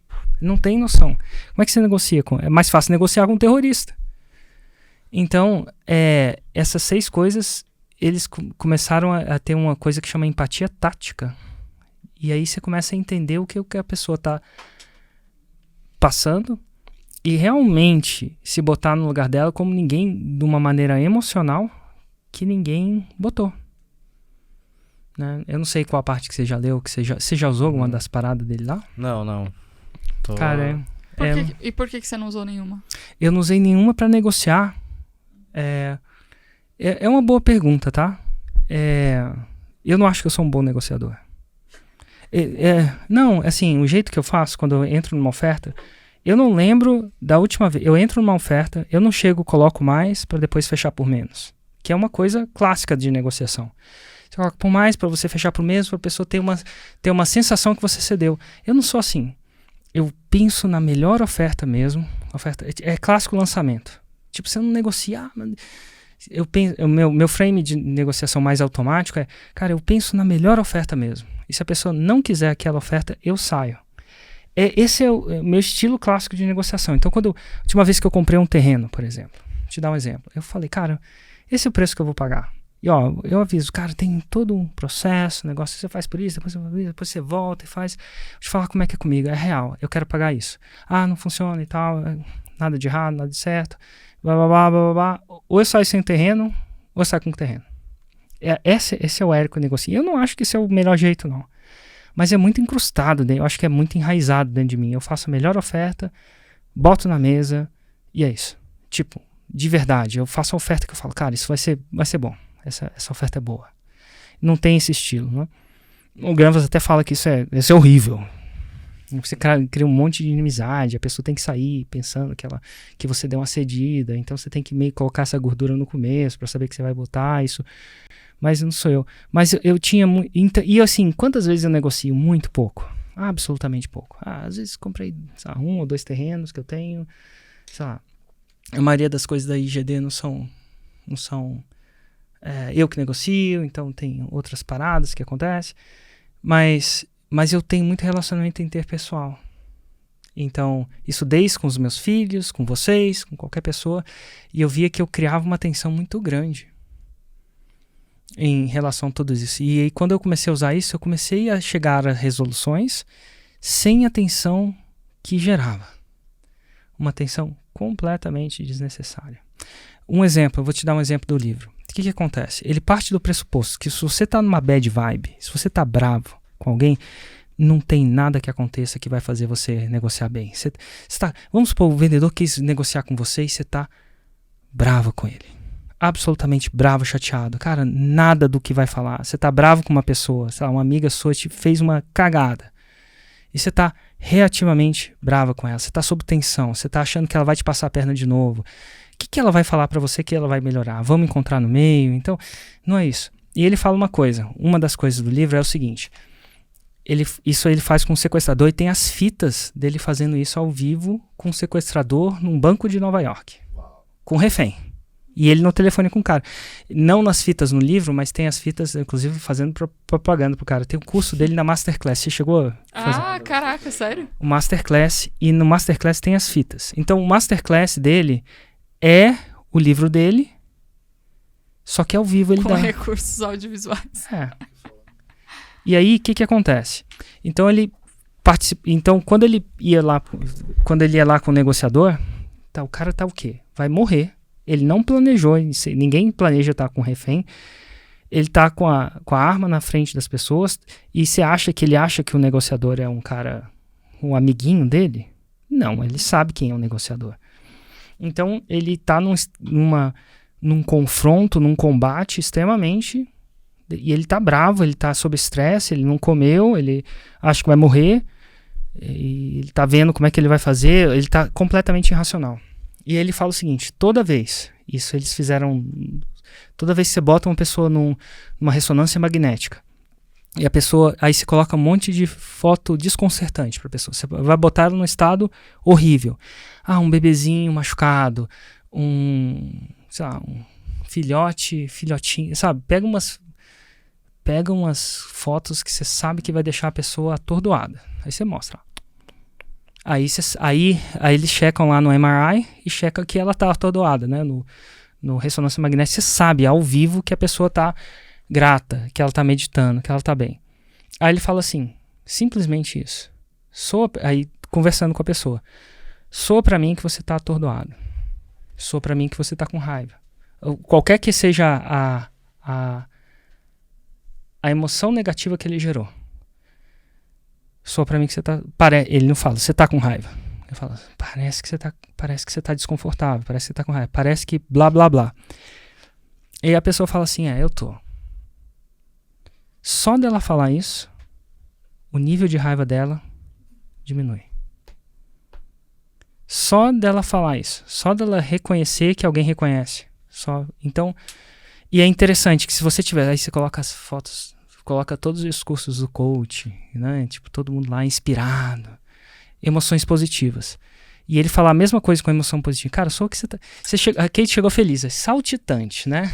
Diz, toda serelepe e tal. Nossa, Kate, você tá feliz, hein? Só pra mim que você tá feliz. Você tá feliz? Cara, eu tô. O que acontece? Você fica mais feliz.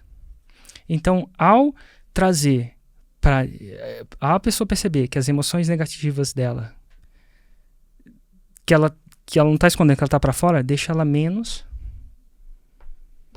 negativa. Então, numa negociação dele, tô falando com a minha esposa, tô falando com o meu irmão, e ele tá chateado. Soa que alguma coisa que eu te falei deve ter te deixado chateado. Eu usei isso com a Priscila na última reunião. Falei, cara, soa que você tá se sentindo acuada, ou se sentindo criticada. Eu tô me sentindo criticado, porque eu não falei nada daquilo só pra ela sentir menos. E ela, legal. Aí você abaixa um pouco. Então essa é uma. Aí tem outra coisa que ele... Então tem vários. Então ele tem vários... Eu chamo de gatilhos mentais, né? Ele chama de estratégia. Tem 6 que ele vai fazer.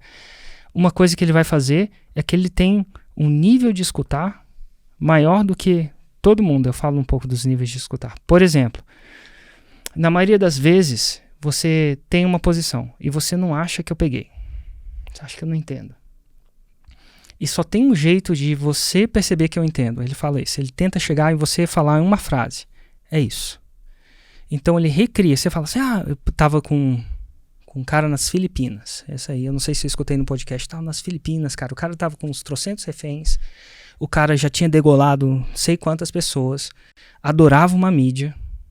Adorava aparecer. Ele falava a língua local, mas nenhuma mensagem era na língua local, era em inglês. Por que ele queria? Ele queria que aquilo fosse pro mundo. E os caras não faziam, não tinha jeito de fazer. E ele entra na negociação lá, os caras deixam ele entrar, o time dele entrar. Cara, ele fala assim, o cara fala, sei lá o que, cara, soa. E aí ele repetiu tudo que o cara falou. Você quer isso, você quer isso, você quer isso, você quer isso. E você acha que a gente é isso, você acha que a gente é aquilo, você acha que a gente é aquilo, você acha que a gente é uns filhos da mãe dos caras dos Estados Unidos que vieram aqui só pra roubar. Fala tudo que ele fala. Aí o cara fala assim, é isso. That's it. É isso mesmo. Ele fala que no estudo dessa negociação, esse foi o momento que eles começaram a conversar sãos. Porque da primeira vez ele se sentiu entendido. Então na cabeça dele é muito menos racional da gente se encontrar no meio. Primeiro você quer... Primeira coisa, se você não acha que a pessoa do outro lado sacou qual é a sua posição, como você se sente, qual o seu viés, ela não te escuta.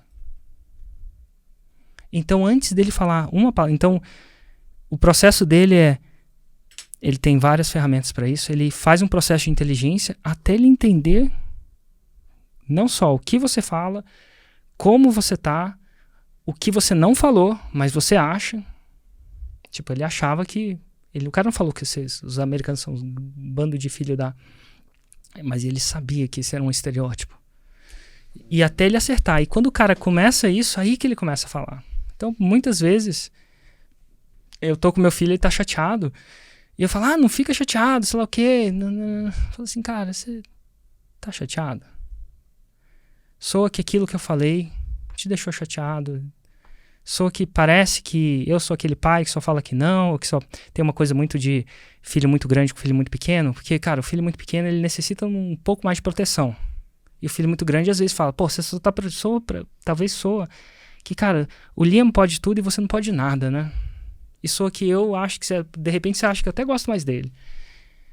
E ele pode tudo, eu não posso nada. Por que ele pode ver o programa dele? Porque ele tá chorando, mas você quer que eu chore?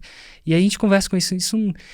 Fora disso tudo. E tem um momento mágico quando a gente fizer isso, quando você sentir uma conversa que não tá andando. Não anda. Não anda. Não sei se já teve essa coisa, cara. Não anda. A conversa não anda. O primeiro passo de você pensar, não é mágico não é o pozinho mágico não, do 6 em 7. Depois a gente conta a piada do pozinho mágico do 6 em 7. Não. Mas assim, nada vai pra frente até a outra pessoa falar a seguinte, e ela não fala até ela falar, é isso. É assim que eu me sinto, é isso mesmo. Você percebeu? E aí, uma vez que você tem isso, aí começa a conversa. Então é um approach muito emocional. Chama empatia tática emocional e tal. É bem menos racional do que você sentar e falar assim, qual a melhor oferta que eu faço? Qual a melhor oferta? Até onde eu vou? Uma coisa mais racional. Mas ele ensina você a se comunicar com pessoas. Porque ao se comunicar com pessoas, e parte do tudo que ele vai falando ele só está pegando inteligência. E não necessariamente porque ele quer ele quer realmente entender. E não basta ele entender. Aí que vem a coisa. Não basta, ele tem que parecer que entendeu. Senão a pessoa não vira.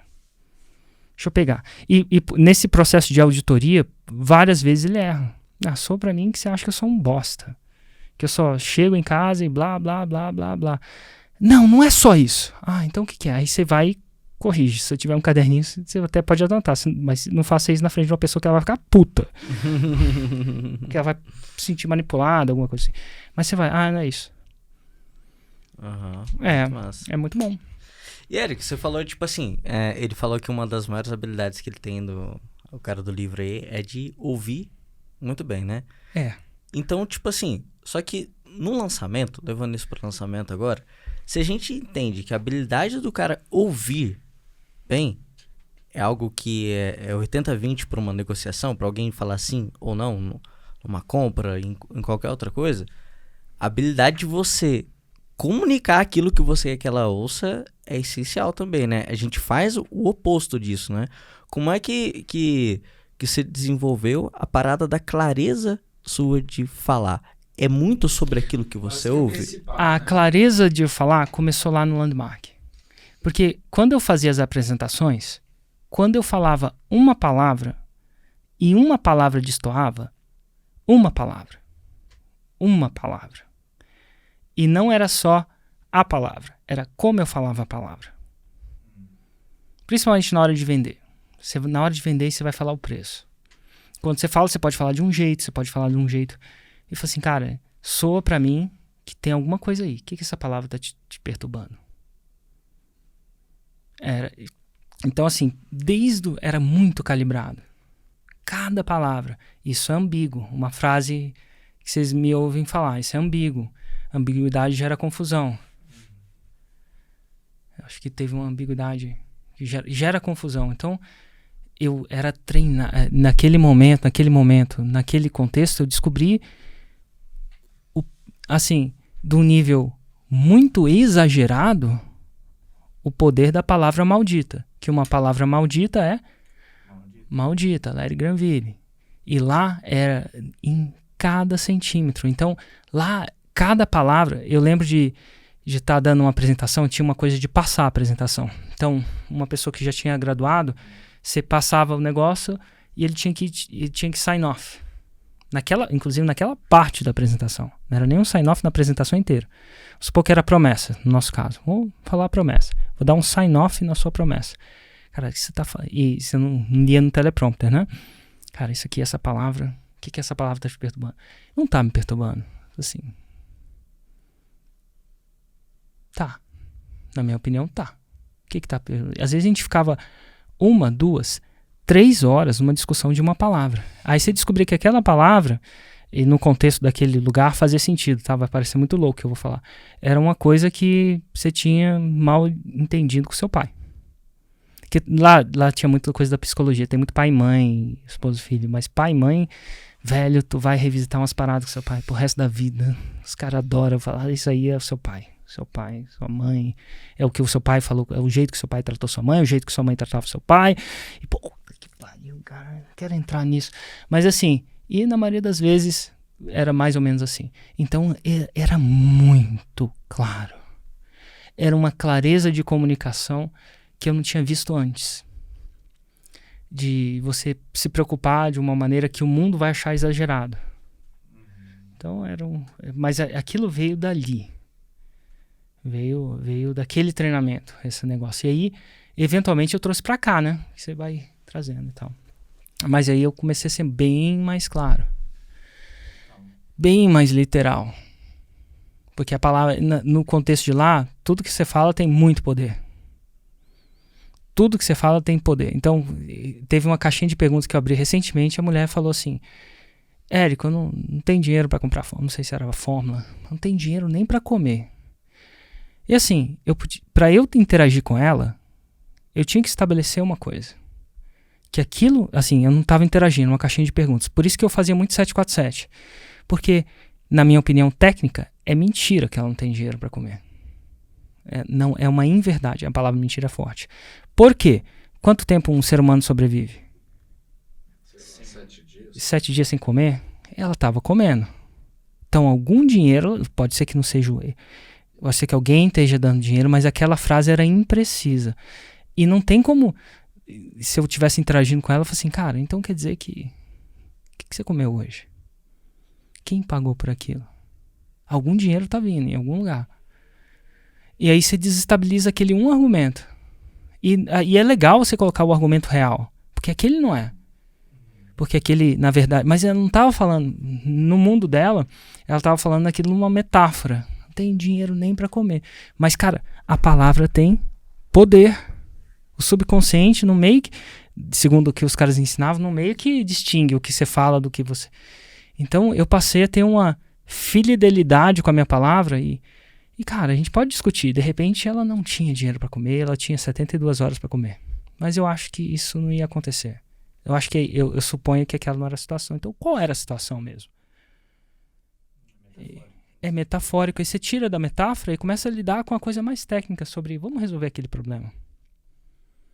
Vamos resolver aquele tijolo. Então era uma coisa que...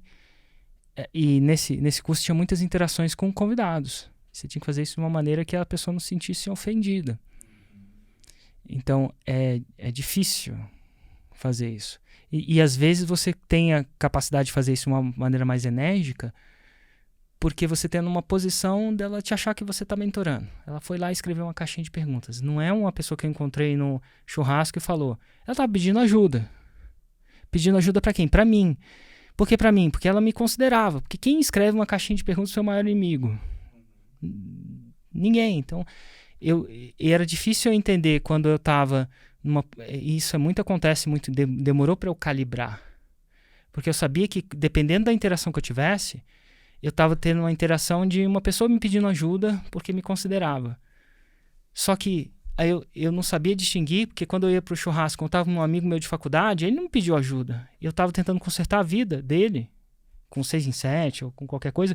Ele não me pediu.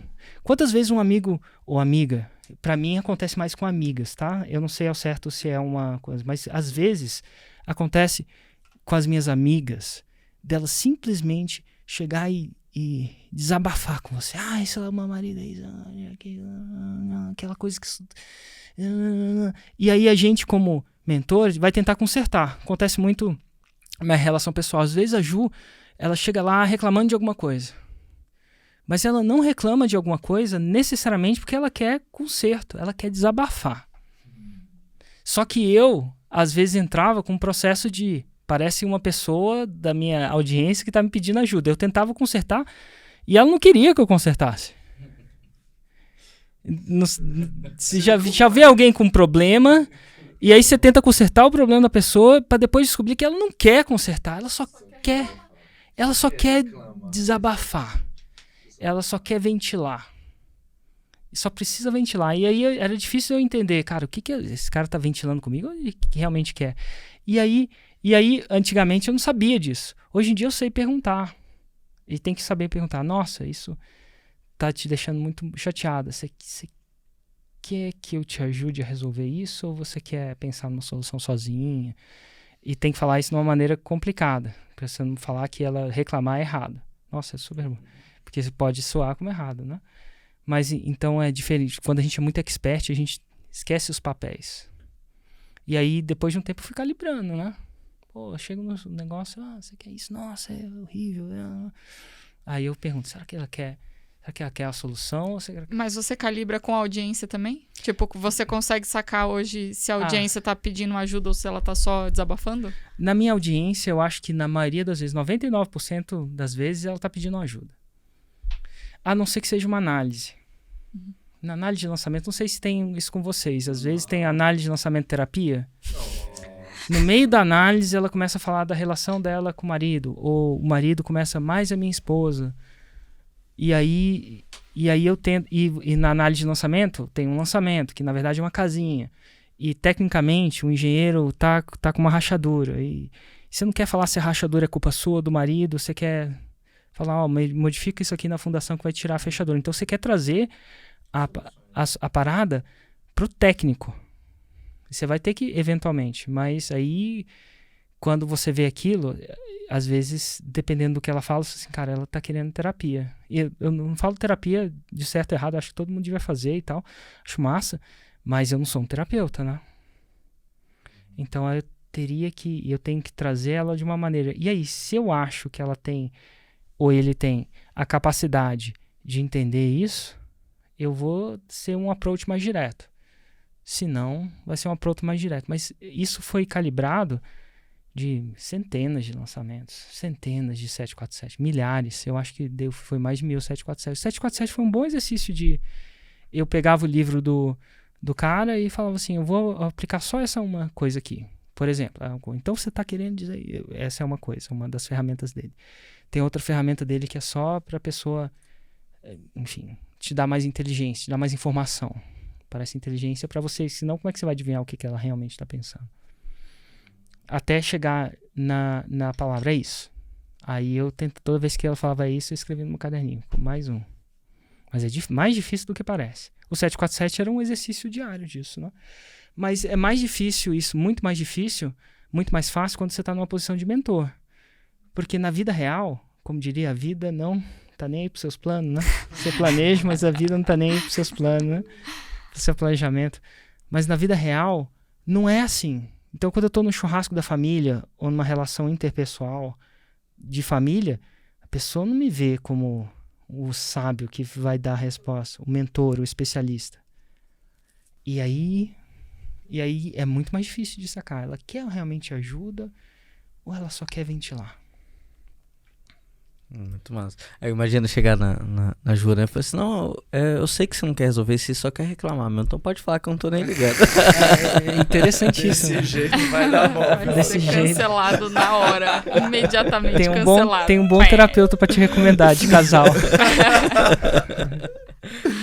É isso. Errou na mosca. Muito massa. Cara, porque eu acho, tipo assim, uma das paradas mais fodas que eu tô aprendendo aqui na GD, reunindo com você e tal, essa parada, é sobre os níveis de ouvir, quanto você ouve.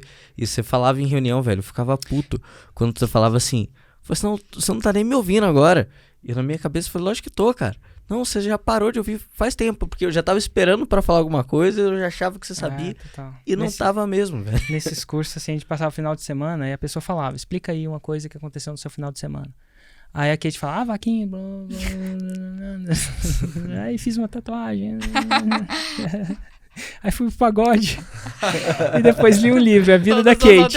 Vaquinha, pagode. O Érico tá acompanhando. Aí eu acertei. E ele não tá vendo meus stories, imagina se visse. Total.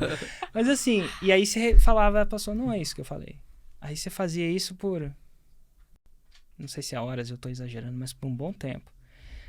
Tem uma frase, eu acho que foi do Luan, eu fiz um podcast no Brasil Paralelo, e depois eu tava conversando com ele da gente fazer uma visita lá mais técnica, de ver como é que é a área de social media dele, ver como é que é a área de inside sales, tava fazendo isso. Aí entrei no WhatsApp dele, acho que foi dele sim, posso estar errado. E aí, cara, tem uma frase que os caras botam as frases no WhatsApp, eu até entrei de novo, a frase não tava lá, eu não sei se é dele, então, mas a frase era assim, quando eu tentei ser um homem bom, eu não sei se foi essa a frase, quando eu tentei ser um homem bom, foi aí que eu descobri o quão mal eu era. Engraçado isso. O que eu pensei? Quando eu comecei a tentar escutar, foi aí que a gente descobre quanto a gente não escuta. Quando você tentar ser íntegro com a sua palavra, é aí que você vai descobrir o quão íntegro você não é. E assim, quando você tentar arrumar o seu escritório, aí que você vai descobrir quão desorganizado ele tá. Porque tem um monte de coisa que dá na gaveta lá que você não tá nem vendo, mas você não quer ter um escritório tão organizado assim. E aí quando você fala que agora eu vou tentar ter e manter, meu Deus, aí que você descobre. Então todas as pessoas às vezes falam assim, nossa, Érico, você escuta bem. Eu falo assim, cara, eu escuto muito mal. Porque quando você tentar realmente escutar, você vai descobrir que você não escuta absolutamente nada, é a palavra exagerar, estou usando exagero, é que você escuta menos do que você imagina. Muito massa. E que louco, né? A gente falando de influências, é louco ver que hoje em dia as maiores influências, cara, às vezes é livro e vídeo no YouTube, né? Quanta coisa. Muito podcast. Hoje uma grande influência minha no podcast é uma coisa mais... Algumas que tiveram de podcast. Tive muita influência num tempo, escutei bastante o podcast do GV, do Flávio. Tribo Forte também, né? Tribo Teve uma Forte. Época, né? Não é Tribo Forte, não. Tribo Forte. Vamos comer uma alimentação. Esse Doutor Souto. Doutor Souto. Teve a época, né? Muito. Devo ter escutado 50 episódios do Tribo Forte. Não sei nem se tem? Eu não sei. Tá, tem os podcasts, escutei muito Gary Vee, absolutamente, devo ter escutado 200. Chasing Excellence também, né? Chasing Excellence, mais ou menos, não escutei tanto quanto o Gary Vee, não. Eu li o livro e tal, gostava e tal, mas não foi tanto não. Teve uma época que eu escutei muito Joe Rogan, ele fazendo as entrevistas, mas hoje em dia ele faz muita entrevista com gente de tudo quanto é jeito, né? Mas aí a maioria dos caras são lutadores de MMA, são pessoas que não conectam, assim, não é uma coisa que eu vejo, mas escutei muito. E hoje eu tô escutando muito Andrew Huberman com H, Huberman, que é um professor de Stanford, e ele, cara, eu vim escutando ele. Ele fala de quê? Ele é um professor de Stanford, tem a ver com saúde, mas mais do que isso, mas com tudo muito experimento científico. Então, se ele vai falar de hipnose, ele vai falar com um cara que tem 480 artigos nas revistas mais famosas. Então, quando o cara fala, como é que faz isso? Eu falo assim, cara, tem um estudo para isso, mas isso ainda não tem estudo. Então, é muito legal. Eu estou escutando um episódio sobre meditação novamente. Aí tem, sabe, meditação, segundo ele, tem mais de 10 mil estudos. Aí ele faz uma parada disso. Aí você começa a entender um pouco mais, de um ponto de vista um pouco mais científico, eu gosto disso, né? Um cara que estuda, é professor de Stanford, tem um laboratório lá, então assim, a vida dele é pesquisar, então eu gosto desses podcasts que tem essa... Só que ele fala isso de forma leve. Tem um que chama STEM, que é de um cara que é diretor da NASA, STEM. Só que eles eu acho que eles fazem podcasts para pessoas que são cientistas. Você não é o Avatar. Não sou o Avatar. Acho que o Uberman deve escutar o podcast deles. Sabe?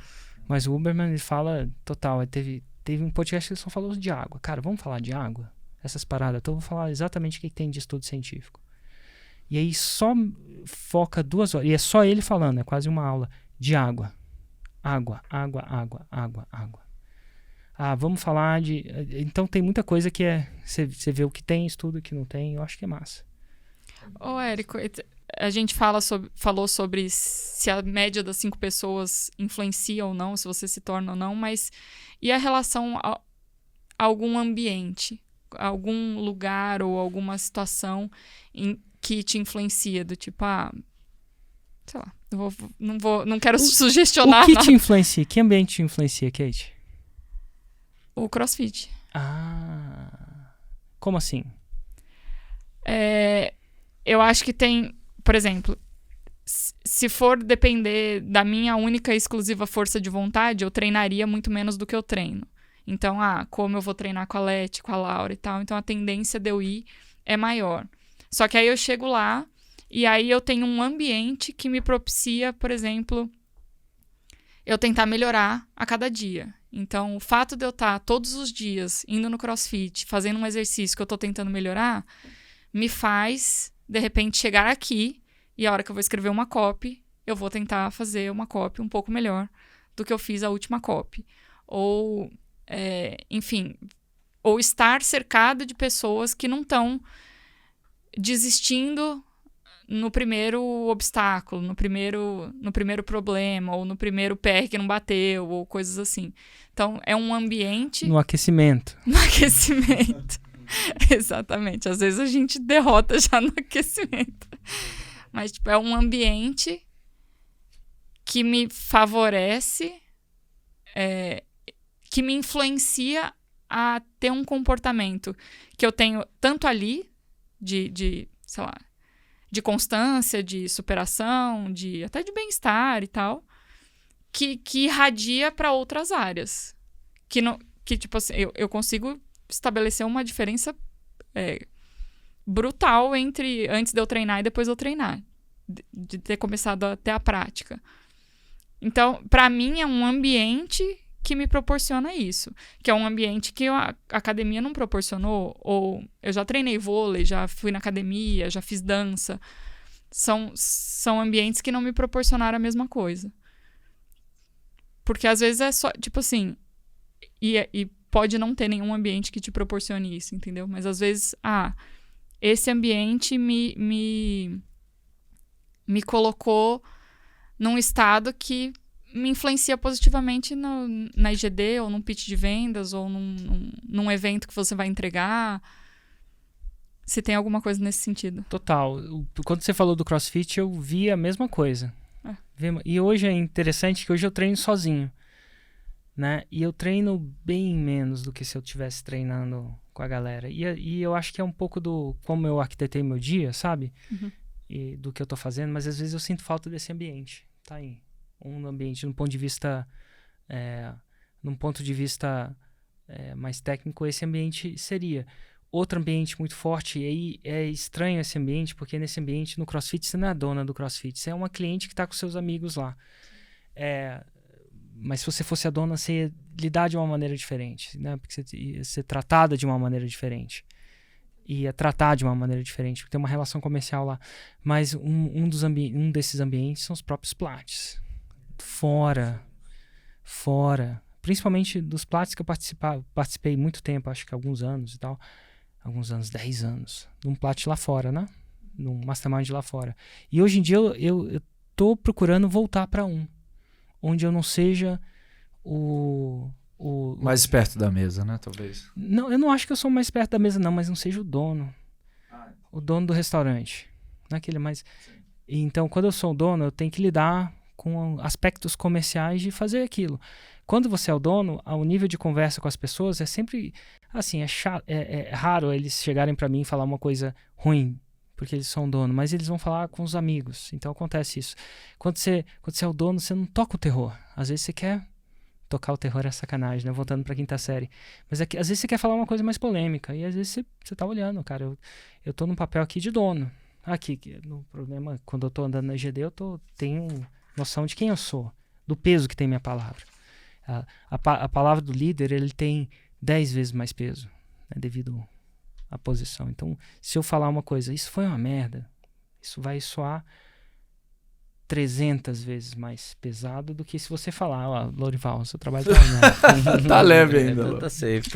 Não, mas assim, soa mais, claro, então você tem que estar ligado com a responsabilidade que vem. Mas nesse momento, eu tô procurando um lá fora para participar. Tem umas possibilidades, mas eu tava procurando um negócio certo. Mas definitivamente Masterminds foi aí que, principalmente quando eu ia para fora, né?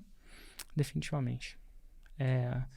Masterminds, mas assim, o tempo inteiro eu tô procurando. Quando eu vou praticar um esporte, eu olho mais a galera hoje em dia do que o esporte. Por exemplo, teve uma época que eu pratiquei capoeira em 3 anos, capoeira Angola, em Londres. Cara, de massa. Tinha uma galera que naquela época não tinha nada a ver com empreendedorismo, mas uma galera que tava fazendo umas coisas muito massa. Tinha uma menina lá, a Heidi, ela, sei lá, foi de bicicleta de Londres até Jerusalém.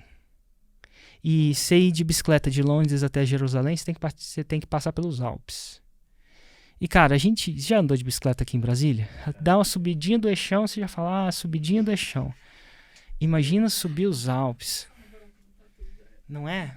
Eu sei que descer deve ser mais fácil, ter um bom freio. Imagina subir.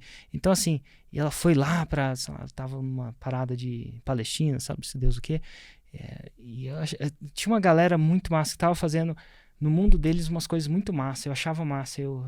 A capoeira pra mim era um pouco daquilo, uma maneira de eu socializar quem não necessariamente trabalhava no banco, mas eu vou chamar assim, era uma galera que tava fazendo umas coisas interessantes. Uma coisa que eu gosto muito de São Paulo. Assim, São Paulo é uma cidade dura.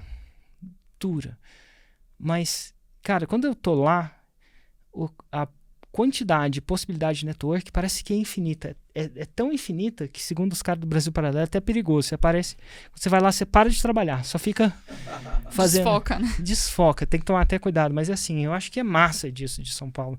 Quando eu vou no Rio, eu não sinto isso. Não quer dizer que talvez o meu network não esteja lá, tá? Mas o Rio é uma cidade mais maravilhosa, perigosa, maravilhosa, perigosa. Esse é um antagonismo do Rio para mim no momento, né? Não que São Paulo não seja, mas eu não sei, eu tenho esse antagônico, né? São Paulo não é maravilhoso. Mas São Paulo tem um capital humano. Toda vez que eu piso naquela cidade, eu falo assim, nossa, que massa, tô em São Paulo. Com quem que eu vou almoçar? O que eu vou jantar? E assim, acontece muito disso, né? Então, eu acredito, por exemplo, quem tá em São Paulo tá vivendo isso muito mais intensamente. Então, às vezes eu pergunto, cara, será que eu não devia estar em São Paulo? Mas aí tem um lado... Já se perguntou isso? Total. No começo eu achava que foi a decisão mais errada que eu fiz, foi de ter montado a operação da IGD em Brasília. Porque lá em São Paulo, a gente montou por causa que eu já estava aqui, ele curte Brasília e tal, já estava pegado a cidade. Mas São Paulo, se a gente quer achar alguém, é muito mais fácil, né? Então, para uma empresa que está crescendo, é tudo muito mais caro, naturalmente, mas você tem os melhores lá. Então, é uma empresa, um bom lugar para montar uma operação. Você quer crescer muito, é São Paulo. Você vai para São Paulo e você tem acesso a capital humano. Porque isso aqui tudo é o quê? Capital humano, né? Mas, enfim, então, às vezes eu achava que eu devia ter, estrategicamente, se eu voltasse atrás, ia ter. Agora, é uma cidade dura, mais duro. Sei lá, eu estava no hotel, fui lá, tava lá num podcast lá no Brasil Paralelo, que está me voltando na mente, né? E o hotel era 260 metros do do escritório deles. Aí eu falei assim, cara, eu vou andando. Aí os caras, cara, não vai não. Deixa eu pegar um táxi pra você. Deixa eu chamar um Uber pra você. Não, cara, tranquilo, andando. Eu tiro o relógio e tal. Eu falei assim, não, cara. Ai, você faria isso por mim? E os caras todos com você faria isso por mim? Não sei se foi essa exata palavra. A Juliana falou assim, cara, Érico, você vai me deixar tão melhor. É tão tranquilo, são 10 minutos. Não vai custar nada, mas eu... Então aquilo é São Paulo. Então eu tava lá, eles estavam mais preocupados com a Paulista de acontecer alguma coisa, não sei se ao certo ia acontecer ou não. Mas, cara, isso aqui em Brasília, você vai, Lorival, vai. Tá indo. Não chama, Pra andar 260 metros, jamais. a gente não andaria. Era 260 metros. Então, assim... Então tem isso, né? E eles falaram, cara, é duro. Então, tipo, aí o cara saía de São Paulo no final de semana, né? E tal. É isso, esse foi o episódio de Influências de Érico Rocha. Valeu, até a próxima. Você tá há mais de 13 anos no mercado, voando, tipo, entre os maiores. Qual que você acha que é a principal característica que você tem que reforça essa constante adaptação e sempre se manter ali na ponta? Assim, tem algumas coisas que me fizeram continuar na ponta. Vamos lá, então, vamos pensar.